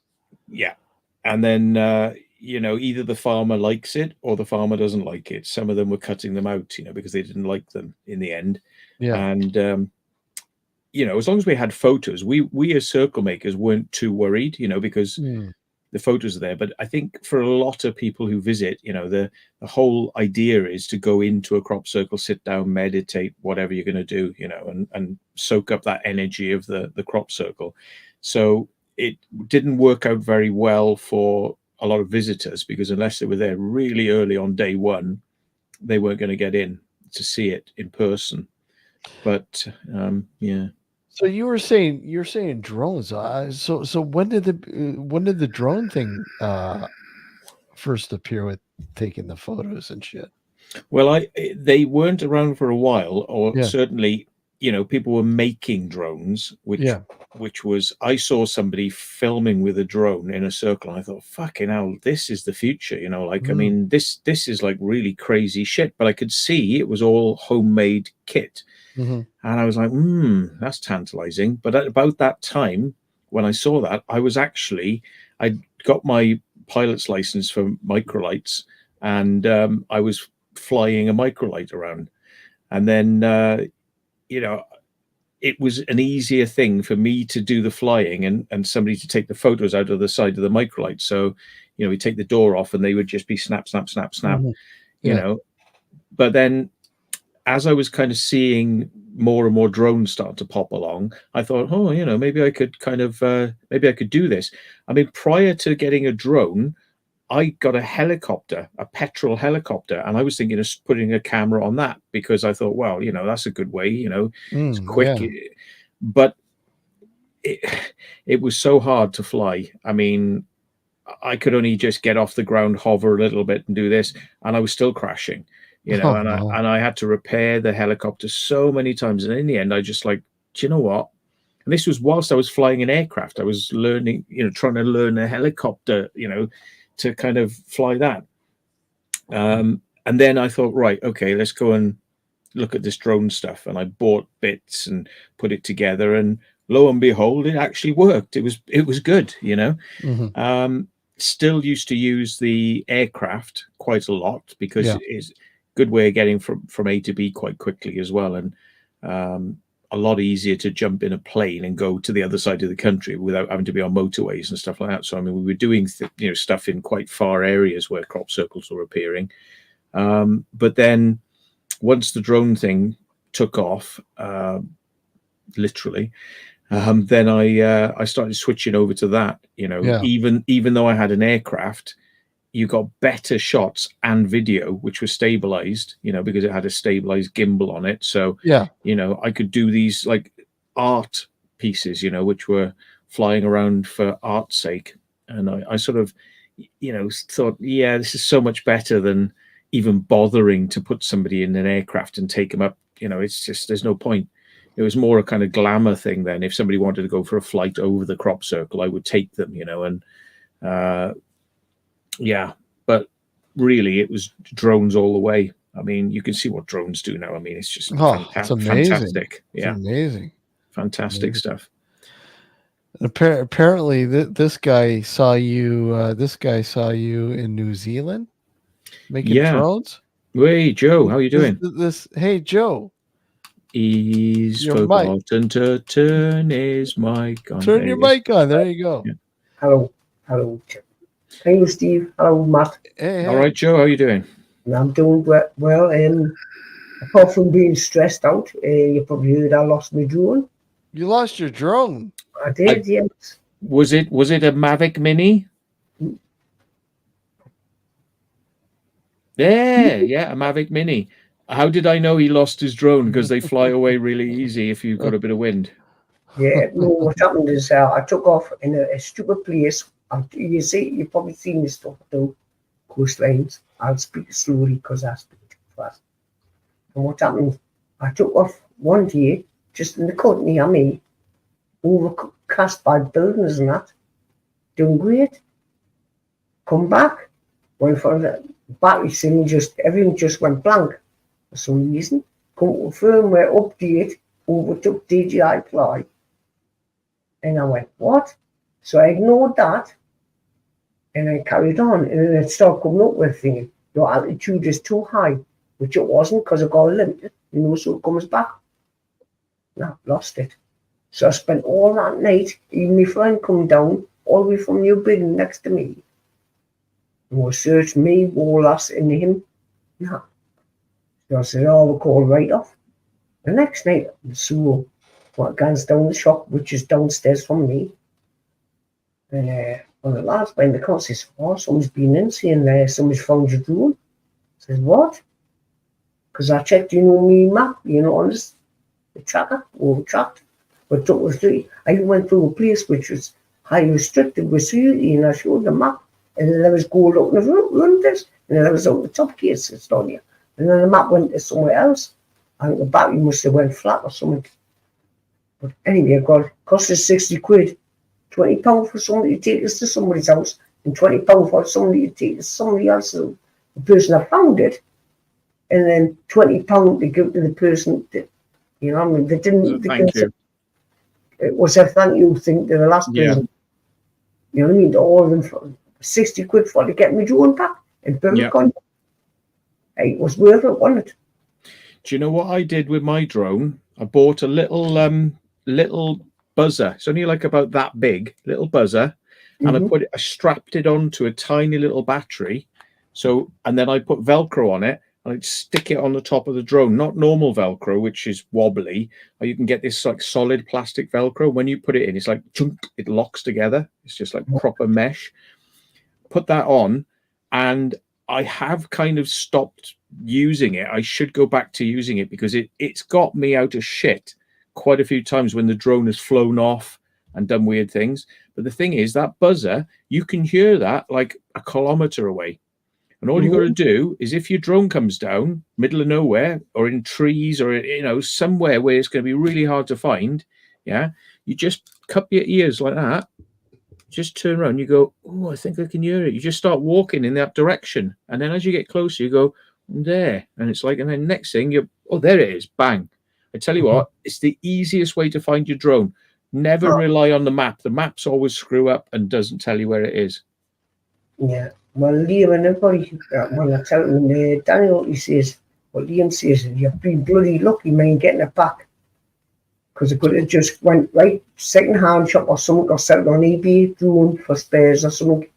I mean, you would have got more than that. Yeah. There's a lot of those little Mavic Minis do show up on eBay, and it's like no controller.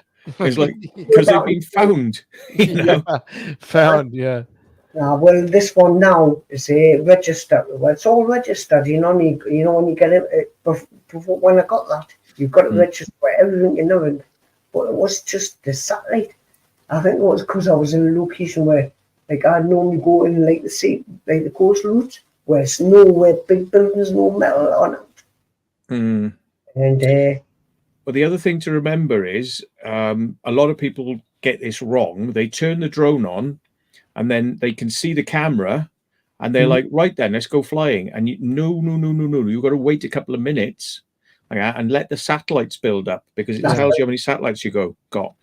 And you can fly on a minimum of about 6. It won't let you take off till you've got about 6 satellites, yeah? But they'll come very quickly. But wait until it's got 12 or more satellites, and then you'll hear it make a special sound. It'll actually say, home point has been updated. That's correct. And that then programs where it'll return to if it loses a signal. Yeah. Well, I didn't. I had 16 things, and I took off. No, I had 12 satellites, which I was picking up, and I thought, oh, that's good. And the signal seemed, the map seemed all right. And now, but when I took it up again, it went out, and it just went blank. Joe, are you sure Sorry. you weren't trying to make a crop circle with your drone? No, I want to say what. Let's go back to crop circles, because that's what really attracted us. Because I've seen all these crop circles, so I don't really put them all out. But that one New Zealand was amazing, man. Mm-hmm. The measurements, everybody just thinks, all right. But all the planks of wood, how you measured them, the shapes and accuracy, and that was amazing. Well, that's a science in itself, Matt. Of course it was. You know, had to go around the whole place, right? Measure the distance inwards, and then the measurement of them planks had to be accurate, and that measure them exactly. Remember that? Yeah. Are you doing it in news? Remember the news from all over? Came and you took you up in the helicopter and they filmed, and now you used lads done it. And Matt was the top boy that one. Then he got you by what you call him? Are you still the wildlife programs? Yes. What's his name again? Chris Packham. That's it. Yeah. He interviewed about that and all, didn't he? And it was alien people still think it was man-made. And yet it was, because if you go back on Matt's channel, everybody. It's all on there. That's if it's still on there. Yeah, it's all still on there.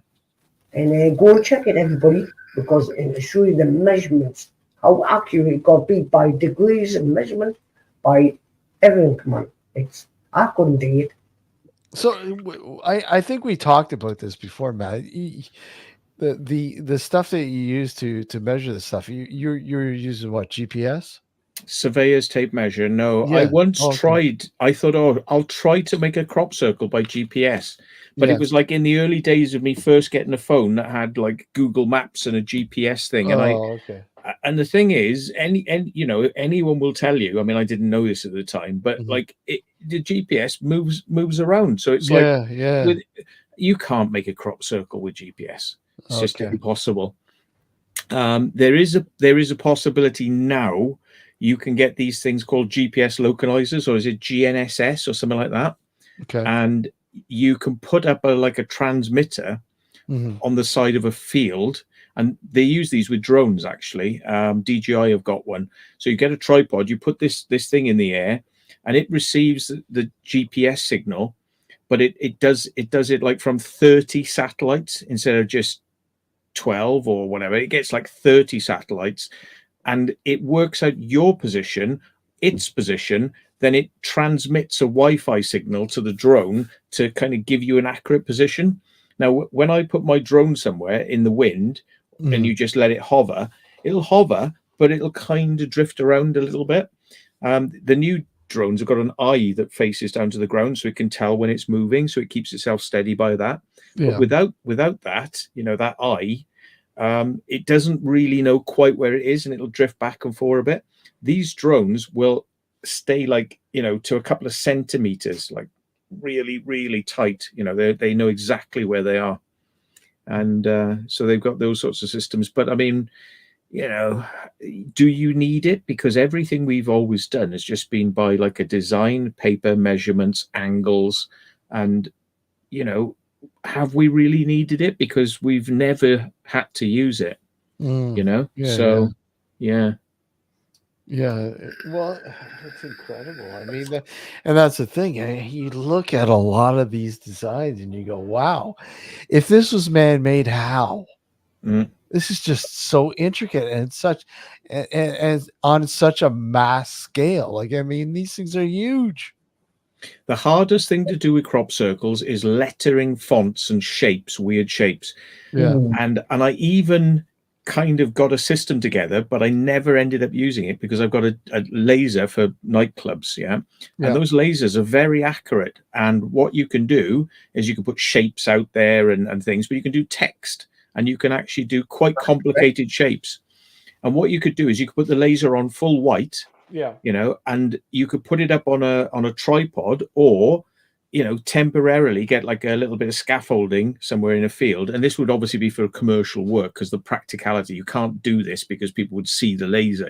Mhm. But what you could do is you just get a little bit of elevation, shine the laser down, put it on the symbol that you're interested in, but you can perspective bend it then. So, like the shape that you need from a head overhead to look like that, you can bend it and stretch it for the angle that you're projecting it out at. So from overhead, it'll look perfect. But from where you're looking, from where the laser is, it's going to be quite bent and like that, Yeah, but it can spray the laser over a big distance and it's a sharp point. So all you have to do then is it's like, it would be simple to just walk the laser line, and then you get your perfect yeah. font. Wow. Never actually ended up using that technique, but I had it there. I was thinking, if we ever get like a commercial job that needs it, Yeah. there it is. Well, I used to have years like that when I used to do my DJing. It was red. You could choose it manually. Red, white. Well, it didn't have white. It had red, white, green, and white. Oh, sorry, red, Blue. green, and blue. Right. Yeah. But the most one that stood out for me was green. Yeah, it does, because it's in the center of the spectrum. Yeah. Yeah, green was the best. I never had white, mind, to let yours in the white, because them were right. Well, the thing is, a white laser is produced by red, green, and blue, all being projected onto the same spot, and then you get a color addition, and then you get white. So it's actually three lasers being shone into three mirrors, and then it mixes together and shines out as one beam. And you have to align the beams. I've had to do that a couple of times. So you put it on a test pattern, the laser on a test pattern, and you just red, green, blue. move the red up and down, get it perfectly aligned, then move the green, and then that's it. The blue will be in position then, whichever two you do will be correct for the third. So yeah. Yeah, I had one there. I think was just under. Was it 700 quid? Mm. Back then, might be cheaper now. It was 70. This was DJ days when I used to be DJ. But there was some of them were like 2.5 grand. It was about the wattage output, for like big, massive concerts. I just used to do like pubs and clubs. Yeah. Back then, but you couldn't have that kind of power. It was like getting up to 1,000 milliwatts and then up to 2,000 milliwatts, and so Yeah. So which is big boys. I mean, if you put one of them, just they shoot it and they got what? They would wipe the eyes with. They couldn't see out. Matt, what's this one called? I just stumbled upon this one now. What's this one entail? The Crop Circle Man, the incredible tales of a crop circle maker. Who's did it? Where is it? Hold on, I'll Is it a book or? no, I don't know. This is documentary.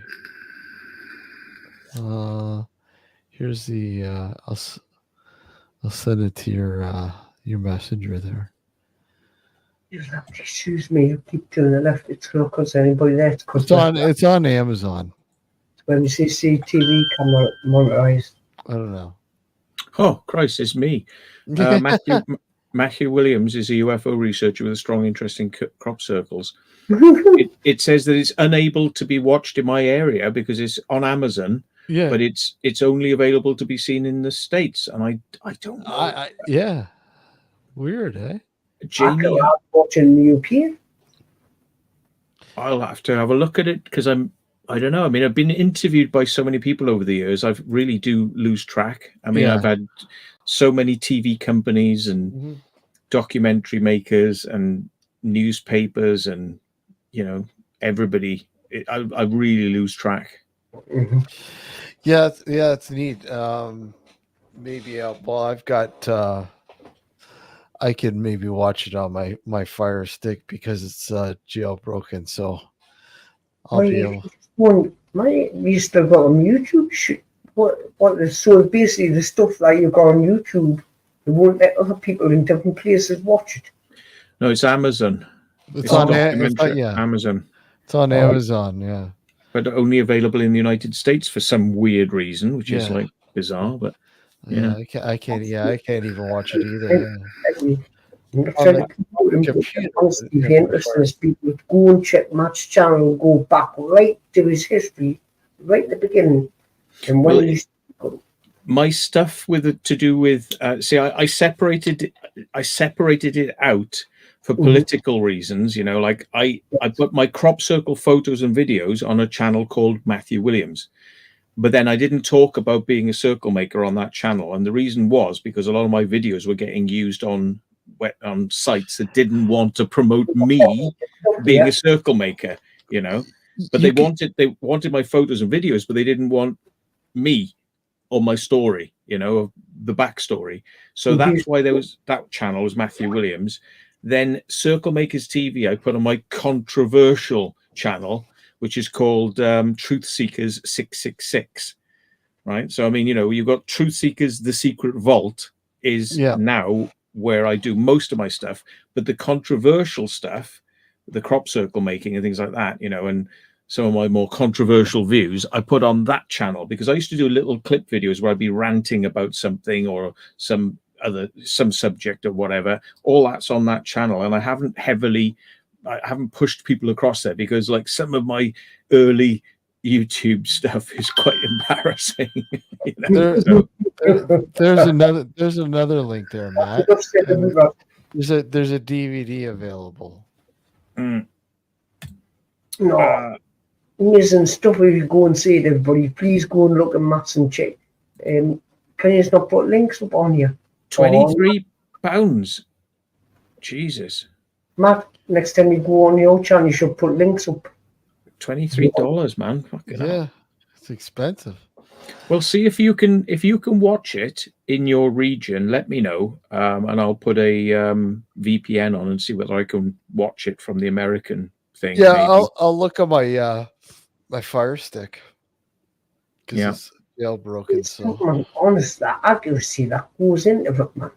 The measurements, man, you should be proud of the way, you know, like you come on YouTube and you have a laptop, and that's sitting back and think of them days when you've done that, you must be really thinking to yourself, all that craft, what credit do we get for it? You're getting out?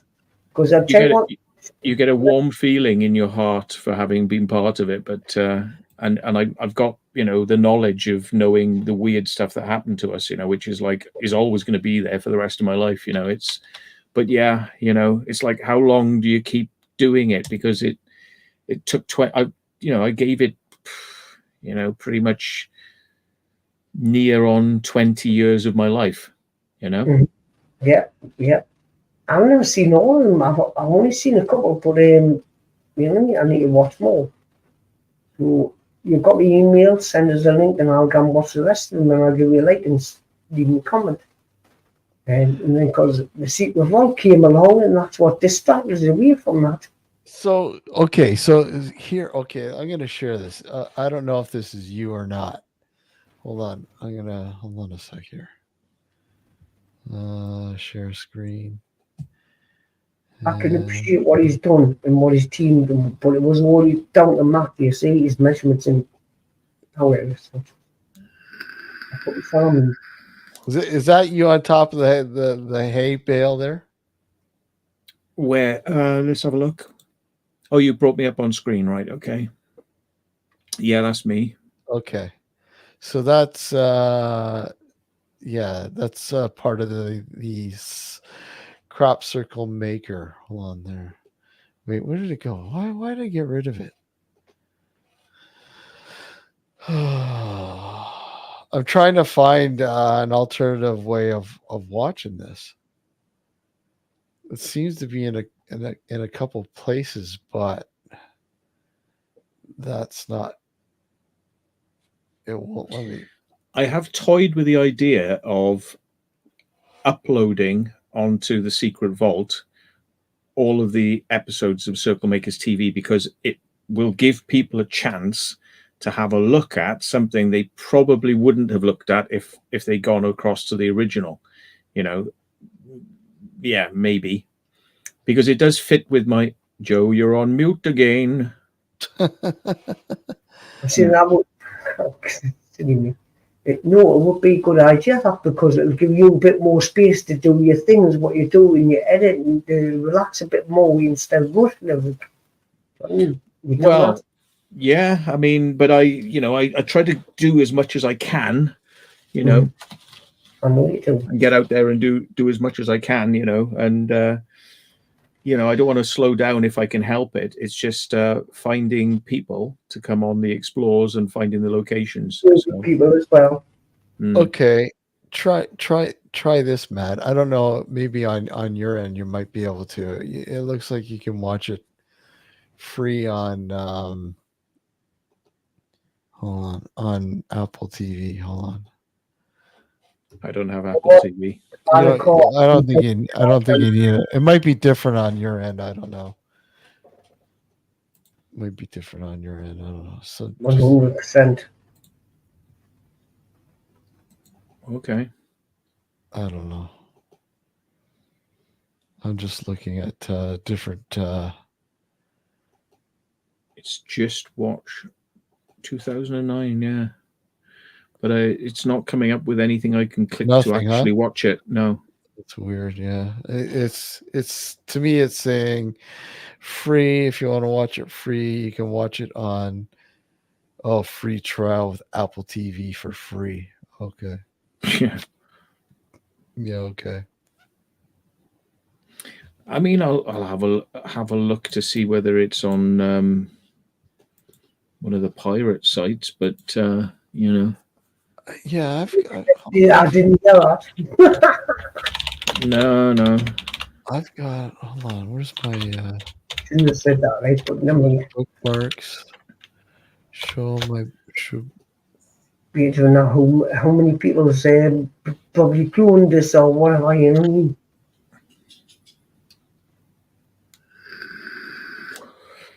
Yeah, I love stuff like this.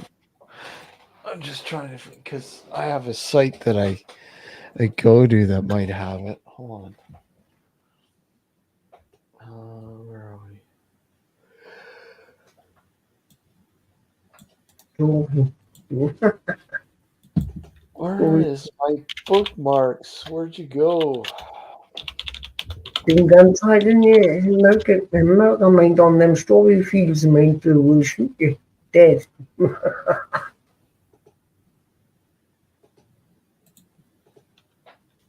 Or any form of feed. I can't find it on some of the sites. Oh, hang on. Oh, you might have. Yeah, Found the crop circle man. You got it? Yeah, I found a link for it. Whether it'll actually be, there's probably nobody going to be sharing it. I mean, this is not exactly a movie or something, you know, where it's just going to be like 4 people sharing it. I'm imagining that that's not going to happen. I'm gonna try putting it into this website that I have here. Let me see. It's coming up with errors about not wanting to. No, it's Right. not coming. Can you not tell lads I'm behaving myself with a drink now? No. Right, I'm gonna open the car. Sorry, I'm not gonna be stupid now. I'll keep quiet. Oh, here we go. Oh God. Oh yeah. Listen to this, Matt. The DVD here. I can buy it here for $39.76. $39. Fucking hell. Holy shit. How much? It's the price of the truth. $3 Audible. Where's this money gone? It's not got a math bank account, I'll tell you that. You get it on eBay for $29.25. Yeah. Who's making this money? Should we all go to math really when you think about it? Oh, wow, you can even get it at Walmart. I would have put a copyright on that. You can get it on Walmart. We don't ask any, not over. Walmart. Yeah, Walmart. Matt, you need a copyright on that thing. Yeah. I don't know. 2009, yeah. Matt, Yeah. it was your stuff, right? You agree to the term and then probably says, right, well, we'll take it on the page or something, right? Still put a copyright on that one. Your stuff, man. Yeah. So you're not familiar with that at all? I might be. It might come back to me if I see it. I'll go, oh, it's that. Right, okay. You know, but it doesn't. I mean, I did a show where I was chatting one-to-one with a presenter, you know, on a TV channel, and they put that out as like, you know, the secrets of crop circle making or something like that, you know, and the way you could buy it on DVD if you wanted to. But it was just shown, you know, it was actually shown on like a channel, you know, so it was probably on repeat. It was a satellite channel, quite a, you know, not a very well known satellite channel, but it was there. But yeah, so there's been a few things like that, and I think they put it out as audio as well, just the audio from the interview. Yeah. So you just said, you didn't see the picture. Well, the hell is the point of that? I did see. Well, yeah. Where is it? I saw something. What's the point of listening to people talking about it? Why do you see a lot of people that might be blind and they still want to hear, so they might have done that. Yeah. Yeah, it was mostly chat, though. You know, they put a few pictures up, but mostly chat. Yeah. Yeah, it's on Audible as well. I mean, I've been asked would I go on a few TV programs, but I really didn't fancy the idea of it because I mean it was like, you know, very famous comedian type people who would have. So they would just you know, I'm kind of like it'll all be a send up, you know, and it's kind of like I just thought nah. No, you keep it straight, man. You keep it straight, you know, like professional. But you know, when you got a comedian thing, they would have just people would thought, oh, well, it's some kind of joke, and you know, have a laugh. People have a laugh about it. Well, you know, I mean, some of the things you could say about making crop circles and stuff, it could be funny, but I mean, I know that I would want to sort of talk about it seriously and not comedically, and put under pressure. It's like, am I going to be able to be funny on a program with a bloody comedian? It's kind of like So it's pressure, So here's a guy that Walsh fighting Steve. Get on with Bloody Walsh. I dare you to get on the chase. here's a guy that I've been on a show with Bradley Walsh. Are you? Yeah. Oh, I've never seen that one. I want you to apply for the next chase. No. I mean, I wouldn't be good at general knowledge stuff, but I mean, he's actually interested in the paranormal, Bradley Walsh, Yeah. and we were asked to come on as what, like, guess my line type of program, where you come on and people just kind of like look at you, and then they have to ask you, questions like, is it this, is it that, and sort of then they have to guess what you do, and yeah. So Was this on TV? and it was Bradley Walsh. It was on a satellite channel again. It was produced at MTV Studios in London, so we had to go up there. So probably hardly anyone's seen it. But after the show, Bradley Walsh made a beeline for us and was chatting to us because he said, "Oh, I'm into all the paranormal and weird stuff." He's like, "Oh, I'd be really good if I could come, and see a crop circle being made and all this." We said, "Yeah, man, just give us a shout. We take you out." Like, didn't happen, but he was a nice guy, and we spent probably about half an hour having a good chat with him after the show. So yeah. I can remember him when he's done the Wheel of Fortune. Yeah. Well, I remember him in Doctor Who, which is Doctor Who. Yeah, that's where I remember him. Yeah, that was a long time ago, Matt. Showing your age, no young. Well, it was only the David Tennant days, wasn't it? So well, he was young then, man, wasn't he? Yeah. That's what I feel young. Here's a review from the Audible, from the audiobook. So this is coming from Jim Bob 78, and this is like fucking March of 2010. But he's on there. It's like, it's okay, but be aware of what you're buying. Plus points. Number one, the subject matter. If you're into the whole crop circle thing, one way or another, it's worth listening to. Minus points. It isn't an audiobook. It's clearly the soundtrack from a video podcast, as they kept referring to pictures and footage that are showing the viewers, but we can't see any of it.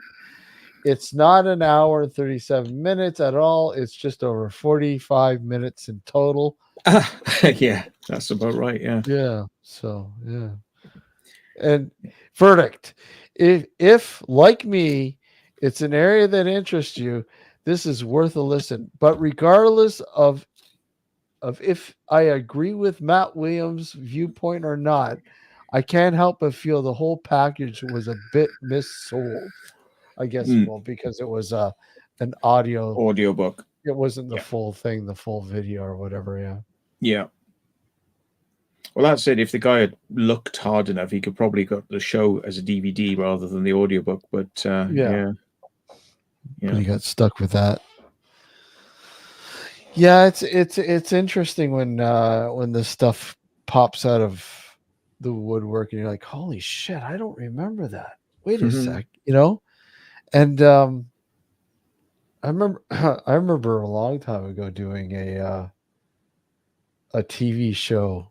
What was it? 2000 and God, it was 2000. I think it was like 2009. Was it 2009? I think it was, and it was shown when it was produced. It was half an hour TV show, and it was broadcasted on Oprah Winfrey's own network. And I thought, okay, I'm gonna regret doing this. But you know what? I had fun doing it, but it was essentially. Hold on a sec. Hold on. Here, Matt. What a good laugh. Hold on. Let me see. I'll find it here. Hold on. Where are we? By the way, Cal, you said, did Dean get paid for his thing to do with the crop circles? It was a question you asked earlier on, but I didn't have a chance to answer. Yeah, Dean got paid. I never got paid. But then again, you know, they were such dickheads, the Chinese. I mean, they really were abrasive. So, yeah.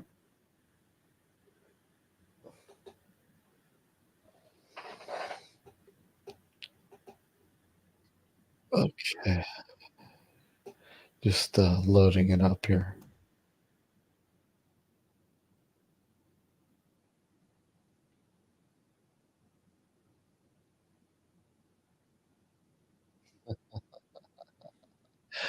Oh, God, this is hilarious.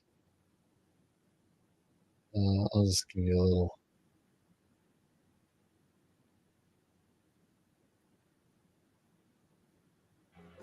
We're a paranormal investigative group. We investigate claims of the unknown. I don't know if I can eat this. I'm trying to integrate a little bit more health into their diet. Steve, is that a joke? You seem scared of them. Have yet to see it. I don't believe in any of this ghostly stuff.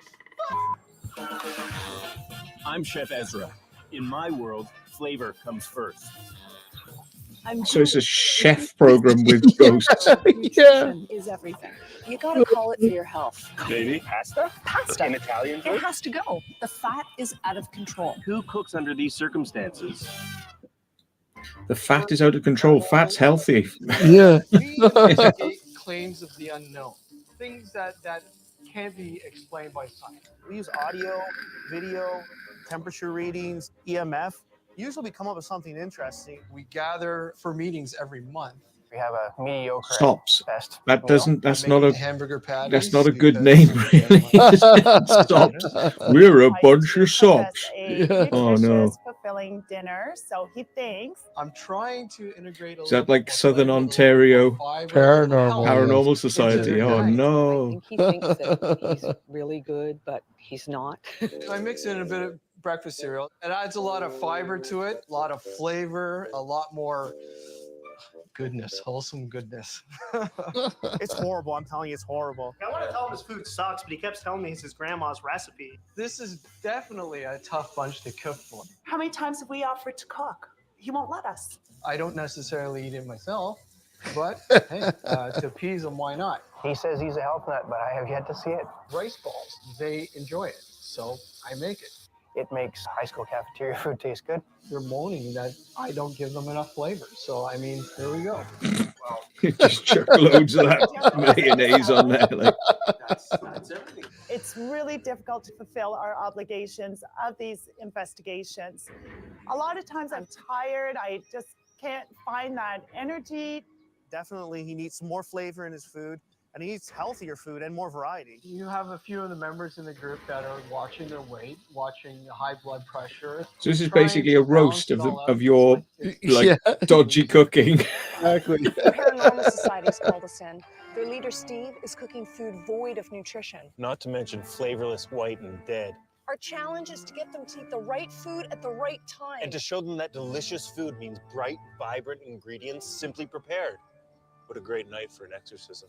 Of their diet.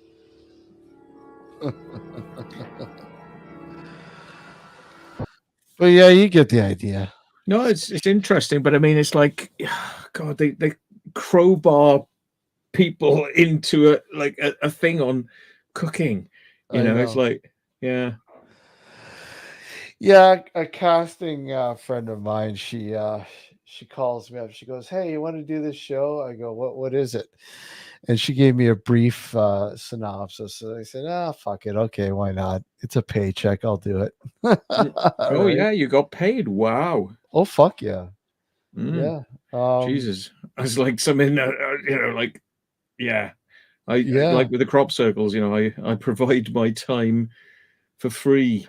Well, I Yeah. mean, most of the time I do too, but because I was working in film at the time, they were filling in some episodes, and they came up with this idea, and I said, yeah, I'll do it. Yeah, absolutely. It sounded like fun. So did they teach you how to make food that would more appease sops in the end then? So yeah, basically what they did was they told me, okay, bring something with you that would just be so unhealthy, and I'm like, okay, well, let's do this. And yeah, what they did was they came up with this totally revamped, healthy menu that the guys would like. And it was funny, in the end, the guys ate this healthy menu shit, and they're like, the burgers were much better. Like, my burgers were much better. I coined them the evil burger. Yeah. Yeah, that's good then. But But yeah, at least your mate stuck up for you. yeah. But yeah, it was different. Mm. Love having fun with it every once in a while. So Joe's suffering there in the cold by the looks of it. No, I just come in from the cold after having a cigarette. I didn't even smoke all of it. Smoke, that's why I'm so quick. It's freezing out there, man. Yeah, the good old days of crop circles. Bloody hell! I haven't had anyone ask me to do any interviews on that stuff for years, and they've taken Dean out to do like a comedy piece, and I'm like, he's a crop circle maker. What's he doing this shit for? It's like, and it was like comedy piece. He was eating Kentucky Fried Chicken, and it was a sponsorship thing for Kentucky Fried Chicken. It's just like, oh wow. well, yeah, well, I make crop circles, yeah, but now I'm going to eat some chicken, and yeah, this one tastes like this, and this one tastes like that. It's like, he's a crop circle maker. Like, I mean, he's not a gourmet fucking chef or an eater, or it's like. No, I forgot he's the lift engineer, isn't he? No, he's not. No, he's definitely not got the brains for being a lift engineer. The last one, you got two there, man. You fucking messed about the electrics, man.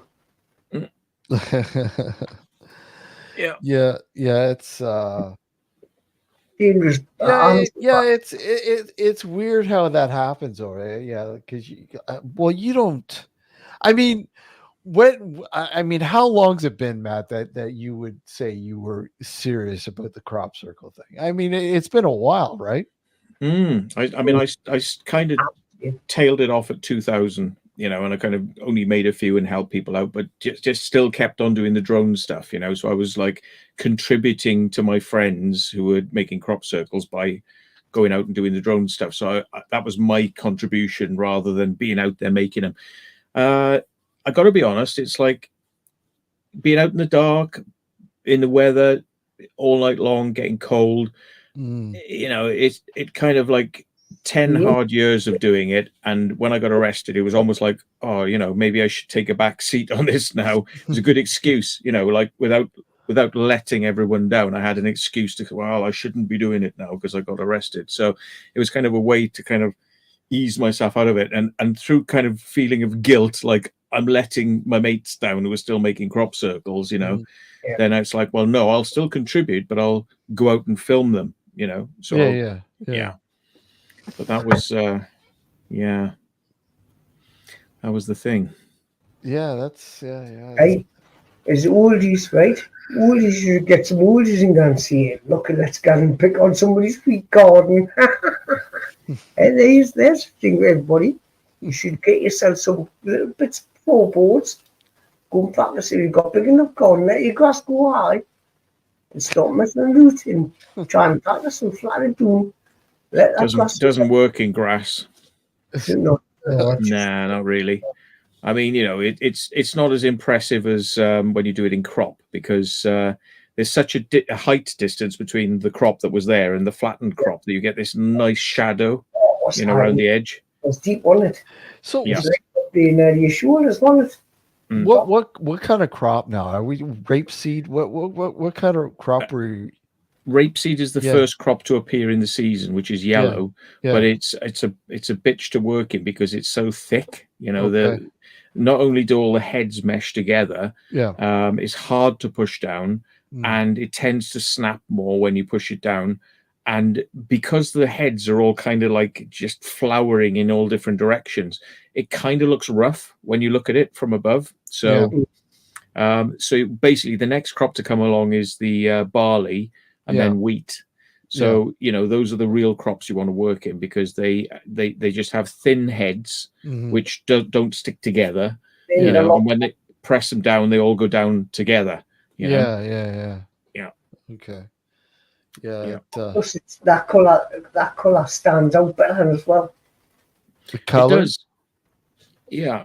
I mean, you get the golden shine, you know, like off the when you're going around it in a plane or a drone, like you get the sun picks up and shines, so you get like a golden shine. It's like a shiny disc, you know. So everything looks a lot nicer in barley and wheat. It works really well for it. So don't practice it at home. We'll make your garden go overgrown. Hold on a sec. I got a few boards in the garage now. I'll go out right now. Yeah. Tell you what, I'm gonna go. I don't know how long you're gonna be on for, but I should get myself a beer. Yeah, go ahead. I mean, I don't know how much longer. Probably another half hour, anyways. Maybe that's good enough for me. Yeah. As soon as I heard, I was on my channel and thanks for coming on my site. And then all the time, Matt. Sorry, Joe. Yeah, whenever you go live, I try to stop by if I'm on. Should have left a message in my channel. I would have closed down earlier, and then. Well, I wasn't sure because like I had it. Should have advertised on my channel, and I would have come straight up there again. I had a clip on my channel as well coming up. Yeah, well, I mean, I was sitting on the fence. I go, do I want to? Do I want to? You know, I had it up there, but then I go, okay, maybe I'll just wait till Sunday. But yeah, I said things that interest me: drones and crop circles. What Matt does, it's not right. He's exploring things. Yes, that's the one side. I love his stuff. Yeah. When it comes to this kind of thing, where people think it's aliens, and you know what I mean. I love what Matt does. I'll be honest with you. I'm not like a stalker now. I don't know what he does. Joe the Stalker? No, Joe the Stalker. Joe the Stalker. No, Joe Matt Stalker. No.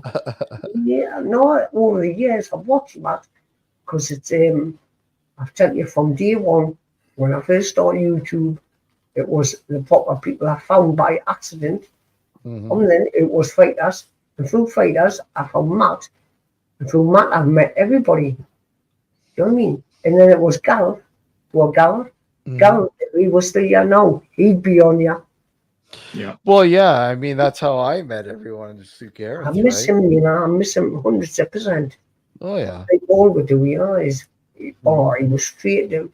And he says, he was down his word and he wouldn't let anybody on, but he used to let me and Matt on.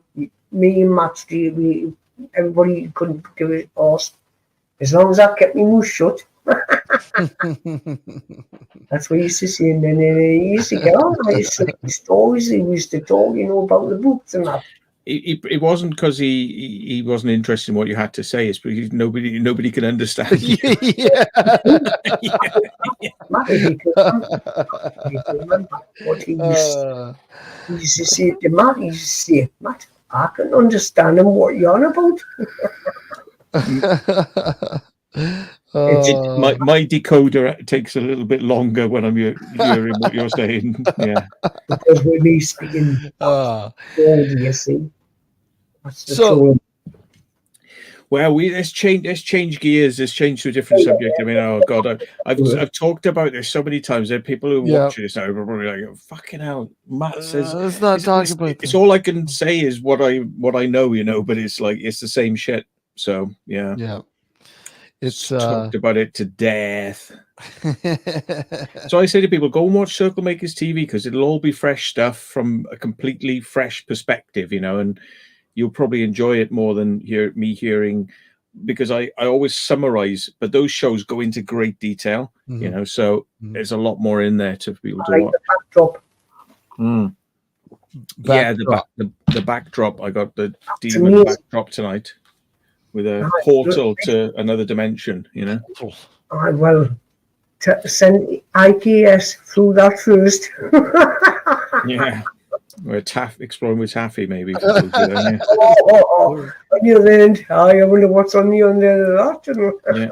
There's another fucking guy. What the hell's his name? Exploring with, was it Exploring? Danny, that's it. Oh God, that guy! Holy fuck! Yeah, no, he's been shamed, you know, recently for destroying people's cars and people who were mates of his. He's been smashing up their cars, burning the cars, and all sorts of. Yeah. Have you ever come across the guy? Yeah. I've been out with him a couple of times. I thought this guy's paranoid, and he's got issues, you know, because he would literally be sitting beside you and you'd be just chatting away, having a just general chat, and then he would go like, "What are you saying? You got a problem with me?" And he's like that, you know, and you're like, "No, mate, you're all right. You're okay. No." So you realize you just got to be very, you know, around him and, you know, pussyfoot around the guy. I knew he had problems, you know, from a couple of times I'd met him and gone out, you know. So to hear that he'd been doing all this stuff, like, you know, destroying people's personal property and stuff is just like, I got sucked. I got sucked into watching a whole bunch of shit. Like, I mean, watching, what is it? Exploring with Fighters or whatever. What is it? Fighters. Yeah. You know, watching them talk about it, and I guess it was their cars being Carl had his car windows smashed, scratched up. Then there was Andrew had petrol poured down his bonnet and inside the engine, you know, and sort of like set on fire, so his car was a write-off. And then there was the other day when we were at an event. Whilst we were at the event, this guy drove to their house because they knew they'd all parked their cars there and come in one car, and he smashed up their cars whilst they were at the event. What? The same we take the piss out on the golf show. Joe, he was caught on camera, his van, which is very recognizable, driving up the street, doing the deed, smashing up the car, and then driving away. And then he came back the next day, just in daylight, just to have a look at his handiwork. How the fuck? Right, Gav, if you're listening and you're tuning, you've got to do it next Friday. You've got to fucking get that quiz on. Well, all answers to the question. I was watching that. Oh, we love it, man. Yeah, it's fucking insane. Man, you should do one of them, you know. There was there was another one. I don't know what it was. They went into some abandoned fucking people's fucking and I guess he showed up. Danny showed up, and they fucking handcuffed him. And what the fuck is that all about? I'm like, what the hell? I think that bit was staged, but holy crap, man! Oh, it's not good, man. Man, Steve, it's not good. You know, when people's paid fortune, work hard, even if they don't work hard, now benefits and get stuff, right? Fair enough, right? But they work hard and they do whatever they do. They've got their vehicle insured, that they still cost them money. And what I don't fucking get is, like, you know, you got a guy like Matt here who puts so much, you know, content on his channel. Like it's a constant thing, and you know, people watch it and enjoy it and everything else. And you know, there's a lot of people out there that do this, and then you got a guy like this Exploring with Danny dude, and there's a lot of them like this that fucking just go off the rails and just totally destroy their fucking channel. Yeah. And they're likely, you know, it doesn't make any sense. That's why I stopped talking to a lot of people on their YouTube now, because a lot of people back a while ago used to spoil my channel and destroy it. And I lost a lot of subscribers to certain people, but I'm not going to say any names. Matt no harm, man. But that's the end of the story. I'm not bothered. You know what I mean? when I was talking I to them, don't think you getting paralytic, which you used to do quite a lot, to the point where you couldn't even speak straight, and then you were falling like, asleep. I was like, Yeah, yeah. Probably doesn't help, because I think people come for content and chat, like not like Matt, now you'll see a difference in me. I can sort of understand you when you're pissed. I really can't understand you. No. Yeah. And do I sound pissed now? No, not No. now. Because you see, I've called me out. But I'll tell you another thing is you've always tried to pretend you're not pissed when you are pissed as well. I'll tell the truth now, right? Once for only on Steve's channel. You're fucking right. You'd be on there, be like this. I haven't had anything. I haven't had a drink. I've been clean for weeks. It's just like, yeah, right, yeah. And then all of a sudden it's like those, when they're trying to keep the boom mic out of fucking frame, and all of a sudden you see Joe's can of Lynx there. Oh, wait a sec. Yeah. You can't fool us. Yeah. No. If anybody asks if I had more than what I had to drink, and I'm going to be honest now, because I've been taking counselling, see, and this is why I'm a bit better as well. That's another reason why I'm being on. Have you been to AA meetings with the old Bible bashers? Oh, I haven't seen a prank. It's funny. Bible bashers. That's why I'm getting extra visits. No, seriously, it's between me and Wallace, and she was getting a bit sick and now, because she knew I was going off the edge. The doctor knew I was going off the edge. Well, the doctor says, so I got a full examiner, ultrasound, and said, went for a scan, and says, well, we'll give you a year to 2 years if you didn't calm down to live. That's what my liver's results come. Holy fuck. I don't know. I kind of understand Joe, but there's sometimes when he gets into a tangent, I can't understand him. And I'm here in Canada. I know you guys, what is it? So Joe, you're what, north? Yeah. Yeah, northeast.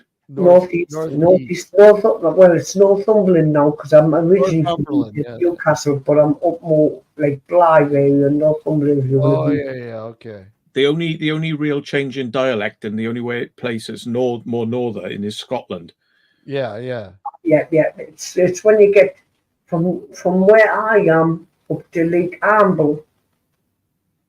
You get Amble, there's still Georgish, and then the slang starts changing more. You get over the island, that's when you can start seeing the English dialect going into Scottish. And then when you get the Scottish borders, you start seeing, when you can read matter now, I don't know if he still does that, where the rock is, and there used to be a bagpipe playing there when you come across the border. Well, I can understand Scottish dialect because, I mean, I do have some family who lives in Dundee. And I've got nothing against anybody. One person I've got against, but I don't want to see it. No, it's got nothing against anybody. I'm just saying the dialect, like, understanding it. So, right. I mean, in general, I can understand Scottish people, not a problem. But when I was in Scotland and I was in shops and they were just saying like, oh, that'll be £2.30, and I was like, sorry, can you say that again? Oh, £2.30. I'm like, what? Sorry? And I said, sorry. And do you know my excuse? I said, can you say that really slowly? I'm a bit deaf. And then they would say it really slowly and I could understand it. It's that bad. It was like crazy. Do you know another thing? If I was there in the room with Joe, as thick as the accent would be, I'd probably be able to understand all of it. But it's always the same. Through a telephone, through a microphone, Different. accents become really hard. There's a guy who's from France. I can't understand him across the telephone. I'm always going, hang on, say that again, say that again. When I'm there, and I, not a problem. You know this? It's like when Daniel came to prove the point, when Daniel's been to sit and meet him at down at things and that. Well, Daniel understands you, okay? Oh, you see, Daniel in the book, Matt says, Daniel hasn't got a word. He's even telling Daniel, I don't know what you're on. I've heard Matt saying that, and Daniel. But you know, Dan says, understand. See, face to face contact. There you go. Yeah, you went like I said. You went. Well, I was because I don't know these guys are going to odds on. We are. We are. Oh, he's You really do have to pick out the general. I kind of get what he's saying. Yeah. Matt, the only thing you'll understand is, order 2 fried rice and John Matt. All understand that. Well, it's like here, like I mean, here, and then you go to the East Coast, here in like you go to the East Coast, like Nova Scotia or Newfoundland or New Brunswick, and they have thick accents, and I think a lot of it has to do with because I mean when people started coming over here from England, back in the day, that was sort of that, like the English home base, if you will. That was yeah. I mean when they came here, you broke up a little bit. That's why I was looking like that, because you broke up. It's always been like the sort of the English home base, if you will, the home. Like I mean, I know a lot of people who come from the UK. Yeah. And they visit the East Coast. They're like, they kind of feel, okay, this feels like home, right? This feels like, and the way they talk and the dialects, you kind of hear a little bit of Irish and a little bit of English and Welsh, and it's sort of like a mixture of all that together, and a little bit of Scottish, right? Because must have been like early dialects, so because Yeah. there's some things which Canadians, when we hear like the Terence and Philip type, kind of piss take, where they say like, what are you talking about? Yeah. I don't know anywhere in the UK that says a boot. Yeah, no, I know, it's fucking weird. Yeah. I used to buy the bills about. I used to buy the saleser. Like it's like what the. So where that came from, I don't know, but dialects used to be different years ago. So I because it was an early crossing and change of the dialect, and things have probably moved on a little bit in the UK, and they've got this kind of like weird. But then again, it's like all the settlers from America were English. Exactly. But how did they end up sounding like, hey partner, yeah, how you doing? Well, yeah, depending on where you are. Like, I mean, you go to fucking New York or you go to Buffalo, the fucking dialect changes so vastly. Yeah. It's like, wait a sec. Okay, you could pick up a New York accent, and then when you go to like Western New York, it's like, holy fuck, this is so different. And then you go over to Chicago, and they're fucking different. You go to fucking Detroit, they're like it's weird how it changes, so quickly. And then you go into the the southern parts of the states, because the southern parts, you have not only English influence, you got French, you got fucking Spanish. So it's all it's like a melting pot of fucking languages, like molding together, Yeah. I just don't understand how American accents weren't more English, because it was heavily influenced by England. So, yeah. Well, I mean, it's the same here, Matt. I mean, here in Canada, I mean, it was heavily influenced by English, and the French, but I mean, English Canada is like British. But the thing is, if I'll go down to the fucking States and have a conversation with somebody who's in, whatever, New York State or whatever, they're going, "Oh, you're fucking Canadian, aren't you?" Automatically. And it's not like I'm like saying shit that, most people think that Canadians say, like a and about and all that kind of shit. I don't really say that Mm. very much, but I think I've heard people from Bristol, West Country accents in Bristol, yeah, and when you hear them, you go, it's almost American. You know, I get the feeling there's probably Irish and West Country, West of England influence probably spawned the American accent, you know, where you're kind of rolling your R's. And in the West Country, you know, they sort of, you know, I was down the docks earlier on, you know, Some big you know, Yorkshire. yeah, yeah. Hold and on, hold on. I'll be back, guys. Hold on a yeah. sec. That's more Yorkshire accent, that, Matt. Where was it? Oh, he has a what? What accent is that? When I was a wee boy, I used to go up that road, you know. And it's not Jolly. For a loaf of Homer's bread, you know. Well, that sounded like the Hovis advert done in a Geordie accent. yeah. Well spotted, Matt. We'll keep that one for another when we're doing next quiz one day. Yeah. With Gav. Hey, where's Gav? Anyway, we haven't seen him for a while. I don't know. He's busy. I did say to him, "Is he going to be out doing anything? Would he like to go out and do some explores?" But he's been busy. I think he's buying a house. Oh, it should be in the on the process. Busy. Yeah.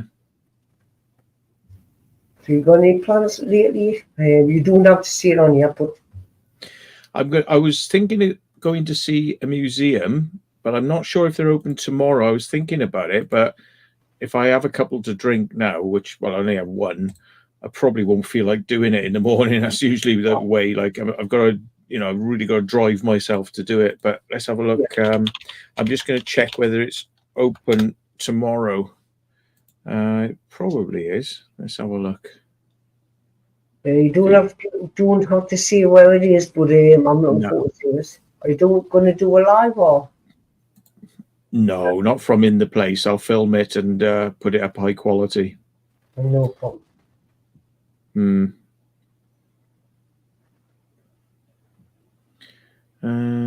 Could always put it in private so I can read it. Oh, they're open 7 days a week, right? Okay. There's a lot of places closed, you know. Weekends. Yeah, this one's open, so I might go and do that. You know, it's half sort of exploring, but I mean, because it's a museum, but it's something I'm interested in. It's stuff that I'm actually interested in. So, you know, yeah. I don't know if you've seen it. The one I found hard was, you know, when I've done that one with the railways and that. We've watched on my channel yet. It was really because my friend lent us his DJI thingy, Google thing, and I put my phone on there and I was trying to film it. I've never used one of these before. Oh, you mean the phone gimbal? No, it was a DJI. What was it? One of them things that sticks. Pocket, something like that, where it moves up and you can turn the handle and it goes to the angles you want. Yeah. Is it Pocket 1 or Pocket 2? I think it was. It might have been 2. But you put your phone on the top. Yeah. No. That's what I said. It's a phone. If it's a phone gimbal, then you put your phone into it and it stabilizes your phone. That's what it was. Yeah. Anyway, so I went and done that. But I've got things on me. If you go on my channel, you'll see it. It's can I present it on you? Didn't have anything to film you because what do I do that? No promoting your own videos on somebody else's live stream. Well, I did it earlier on, didn't I? Talking about Circle Maker TV. Only you can do that, right? But it's on my list of videos. Yeah, only I can do that. Yeah, that's right. Only me. It's about the old days. The steam is signs But it was really hard, you know, because for the very first time. Yeah. You got to but- focus on what you're doing. Like, you know, you got to remember which way the camera's pointing, even though you're looking around and the camera will generally be where you need it to be. I'm talking to what in the phone and down Gotta and get that, that right. yeah, you're right. And then it's also about your speech, because if it's doing the wrong way, your volume goes down. And No, I wouldn't even bother with it with this speech. And End Joe, of it, Joe. you gotta make sure your other hand doesn't have a can of fucking links. Yeah. No, I definitely suggest you redubbing it with one of these speech synthesizers with a posh British accent, talking about the railway station and how great the trains were in the United Kingdom in the 1950s. Yeah. I tell you what, I'm going to tell you something. No word of a lie here. I'm going to tell you. Remember BBC Model Bs? Computers back in the day at BBC Model B computers. Yeah, I would rather forget, but yeah. You'd rather forget because of technology now, but back then it was like, you know what I mean? No, it was shit. It was shit when it came out. It was shit when it left. It was shit. I was the first person to even have a speech board on my computer.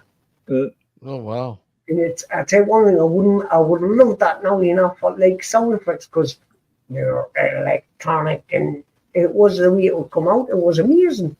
Mm. That's the only good thing about it. I mean, the games were all You almost sounded like that's it. Joe. You almost sounded like fucking Davros. Yeah, Davros. Oh, I could never understand. Right, the BBC gave this. They got this contract and they gave it to Acorn Computers to build these fucking stupid computers. Yeah, and they were underpowered, under memory, crap graphics, crap sound. Yeah, and it's like, and they were charging them £1,000 per computer. That was minimum price, £1,000. Yeah, right. At exactly the same time as this started happening, there was the Commodore 64. That's right. And they were like £250. So they could have had 4 of those for every one of these BBC machines. And there was hardly any software out for them. I mean, you know, it was really quite limited. The Commodore 64, thousands of games, all sorts of software, right? Who do they go with? They go with the little small thing, you know, and it's like Spectrum, the rubber mat ones. Well, remember them? One of the biggest Spectrums. I mean, come on. I mean, fucking, you know. What you could do on it is table tennis. Table tennis, yeah. And it was shit then. But I mean, that was one of the biggest crimes, really, against like British education. You know, to have these BBC micros and stuff. It was just awful. It was a horrible system. And you know, I used to go to school and I was like, I've got a program on this. You know, and I've got to do this, and I've got to show them that I can use a computer. It's like, Jesus, I use a fucking far more advanced computer at home than this. You know, I've got a Commodore 64, and then in the middle of like going to school, like I had an Amiga, and it had like a hard drive built in and fucking graphical operating system, and then I got to go to school to like type in fucking code on this stupid old computer to show that I know about computers. I'm like, Jesus Christ, you know, it's like, why do you make people do this stupid shit? You know, like they should be on a computer with Windows 3.1 or, you know, an Amiga or something like that. Again, an Amiga would come out at half the price of a BBC. It's like £500. Half the price. They could have had a graphical interface, you know, like mouse pointer, everything, like loads of colors, you know, paint packages, you know, proper stuff. And they were like, no, we got a fucking like little thing where you typing in commands and fucking oh yeah, really? Really? You see, right? You used to get the magazines. Remember the magazines though, for the BBC magazine? You used to take it. It used to take you about 42 days to take the score and you press enter, and you can. There's an error, and you can what? Yeah. I actually got a couple of my programs published in magazines. That's my first inroads to publishing was programs I sent into magazines, and they published them. And it was just little weird program where with a joystick you could program your printer. It was like a printer to actually print You know, and you could make an Etch-a-Sketch drawing on your printer, like, you know, and it was like you go up and down and like put the pen down, put the pen up using the joystick button, and draw an Etch-a-Sketch. But instead of doing it on with a pencil, you know, you're doing it on your printer. It was like fucking just wacky, you know, wacky idea.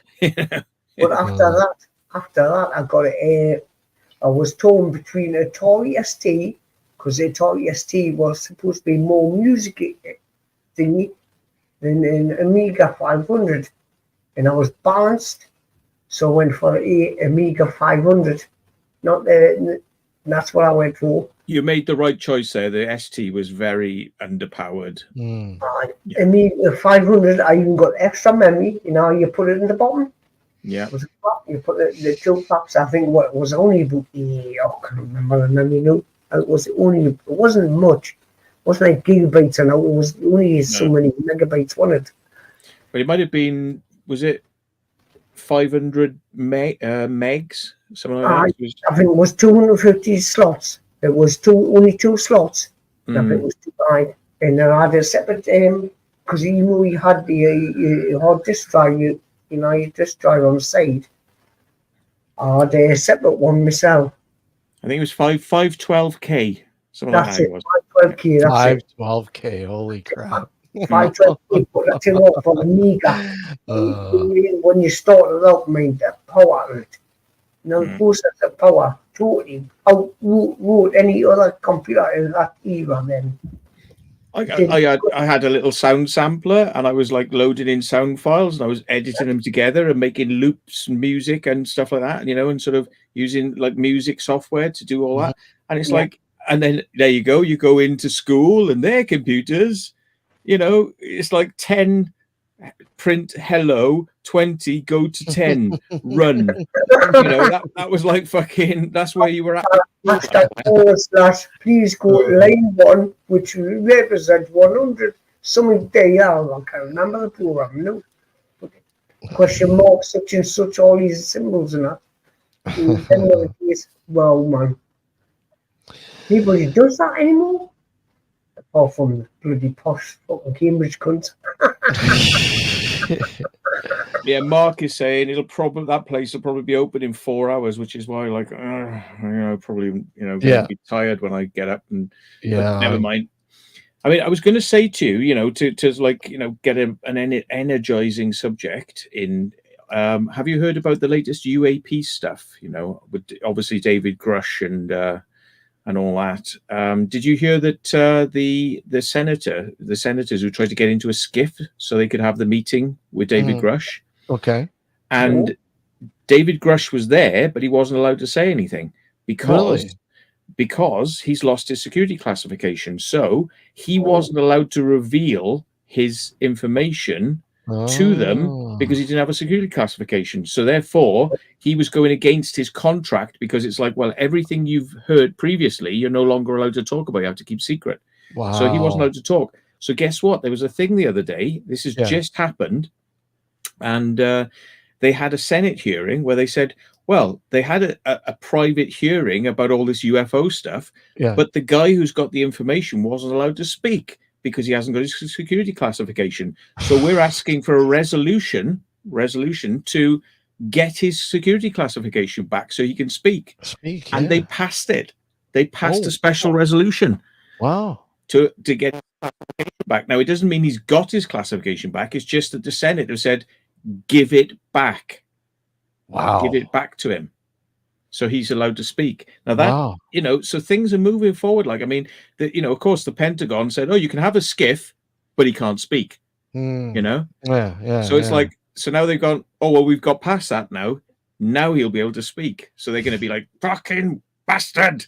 They're like putting all these little roadblocks in there to kind of stop it happening. Yeah? Always. Just let it come out. Yeah. Just let it come out. Why so much resistance? Fuck. They don't want people knowing the truth because it'll set people free. Yeah. It's fucking ridiculous. I think that the governments don't want people knowing about the extraterrestrial stuff, not because it'll frighten them, because I mean, for anyone who's been involved in this subject for a long time, like Mhm. myself, and you kind of go whoa at the beginning, but I mean, you get used to it. I mean, like, I don't think it'd be any different. The way I look at the extraterrestrial situation, right, is like this. There are countries in the world Mhm. that I would never want to go to because their laws are fucked, the Mhm. people are pretty fucked, their Yeah. ideas are kind of twisted. Yeah. Mhm. Yep. So how is it going to be much different to that? Extraterrestrials, they're real. Mm. They're Yeah. really, I'm not saying that, but let's just put it in terms like, the same sort of thing. They've got different ideas. They have different principles, which might not be very compatible with us. They might be violent. They might be uncaring. They might be this. They might be that. But that's no worse than going to a country where they would stone you to death for being Yeah, gay, exactly. Exactly. Yeah, and yeah, and yeah. and where they literally hang people in the streets. Mhm. How much worse can it be to find out Exactly. there are aliens, but we don't really think they're very much like us, so we're not going to get on, but they exist, and they may talk to us, but like they're over here and we're over here. It's like the situation with Israel and Palestine. It's like Mm. these people don't want to get on, you know what I mean? But there they are. There's them and there's these. But you can still live in a world where you've got diametrically opposed people. You don't Mm. have to agree with them. You don't have to like them, but But they're you can there. exist. Yeah, You can yeah, exist, yeah. Fuck. So if aliens come along, I mean, how much different is it going to be? But I think that's what they try to say. We're not telling you for your own benefit because you won't like it. Well, let us make that decision. Let Let us us make that. And the thing is, if it comes out as well that Mhm. these aliens exist, I think people are going to be saying, well, why do we look up to our world leaders? When all these aliens have got all this technology and all this stuff, that's what they fear, is that we'll start going, Well, that's well, the thing. we're interested in what these guys have got. We're not interested in our leaders anymore. We're interested in what these guys have got. That's what they Our fear, is leaders. loss of power, loss of control. And look at the religious system too. The religious systems would probably crumble. I would like it, to Yeah, be well, perfectly honest. I know, but that's what they fear that. They fear that, look at why do we believe in God when we have this? Well, Well, it's a case of, if God exists, he's also created yeah, aliens, yeah, and it's yeah. like, but we never learned about this in the Bible, did we? And Mhm. it's like, if God was giving his commandments down, how come he didn't tell us about the aliens? Mm. And that's why people will doubt Yep. all the religions, because Mhm. it's like, well, hang on, that's a bit False. one-dimensional and Mhm. false, isn't it? Mhm. When it's like, well, they do exist and we've never been told about them, so therefore we can't trust religion, which is No. the backbone of a lot of political systems. It's all like, Exactly. Mhm. it's all like based on religion and societal norms, and it's like, well, no, all of that is going to get thrown in the air, and they don't Mhm. want it because the old control systems are what they would rather keep going. Well, yeah. Yeah. So I think it's government's fear what will Mm. happen, not Yep. the people. No, absolutely. It's that they don't want to lose that control. Yeah.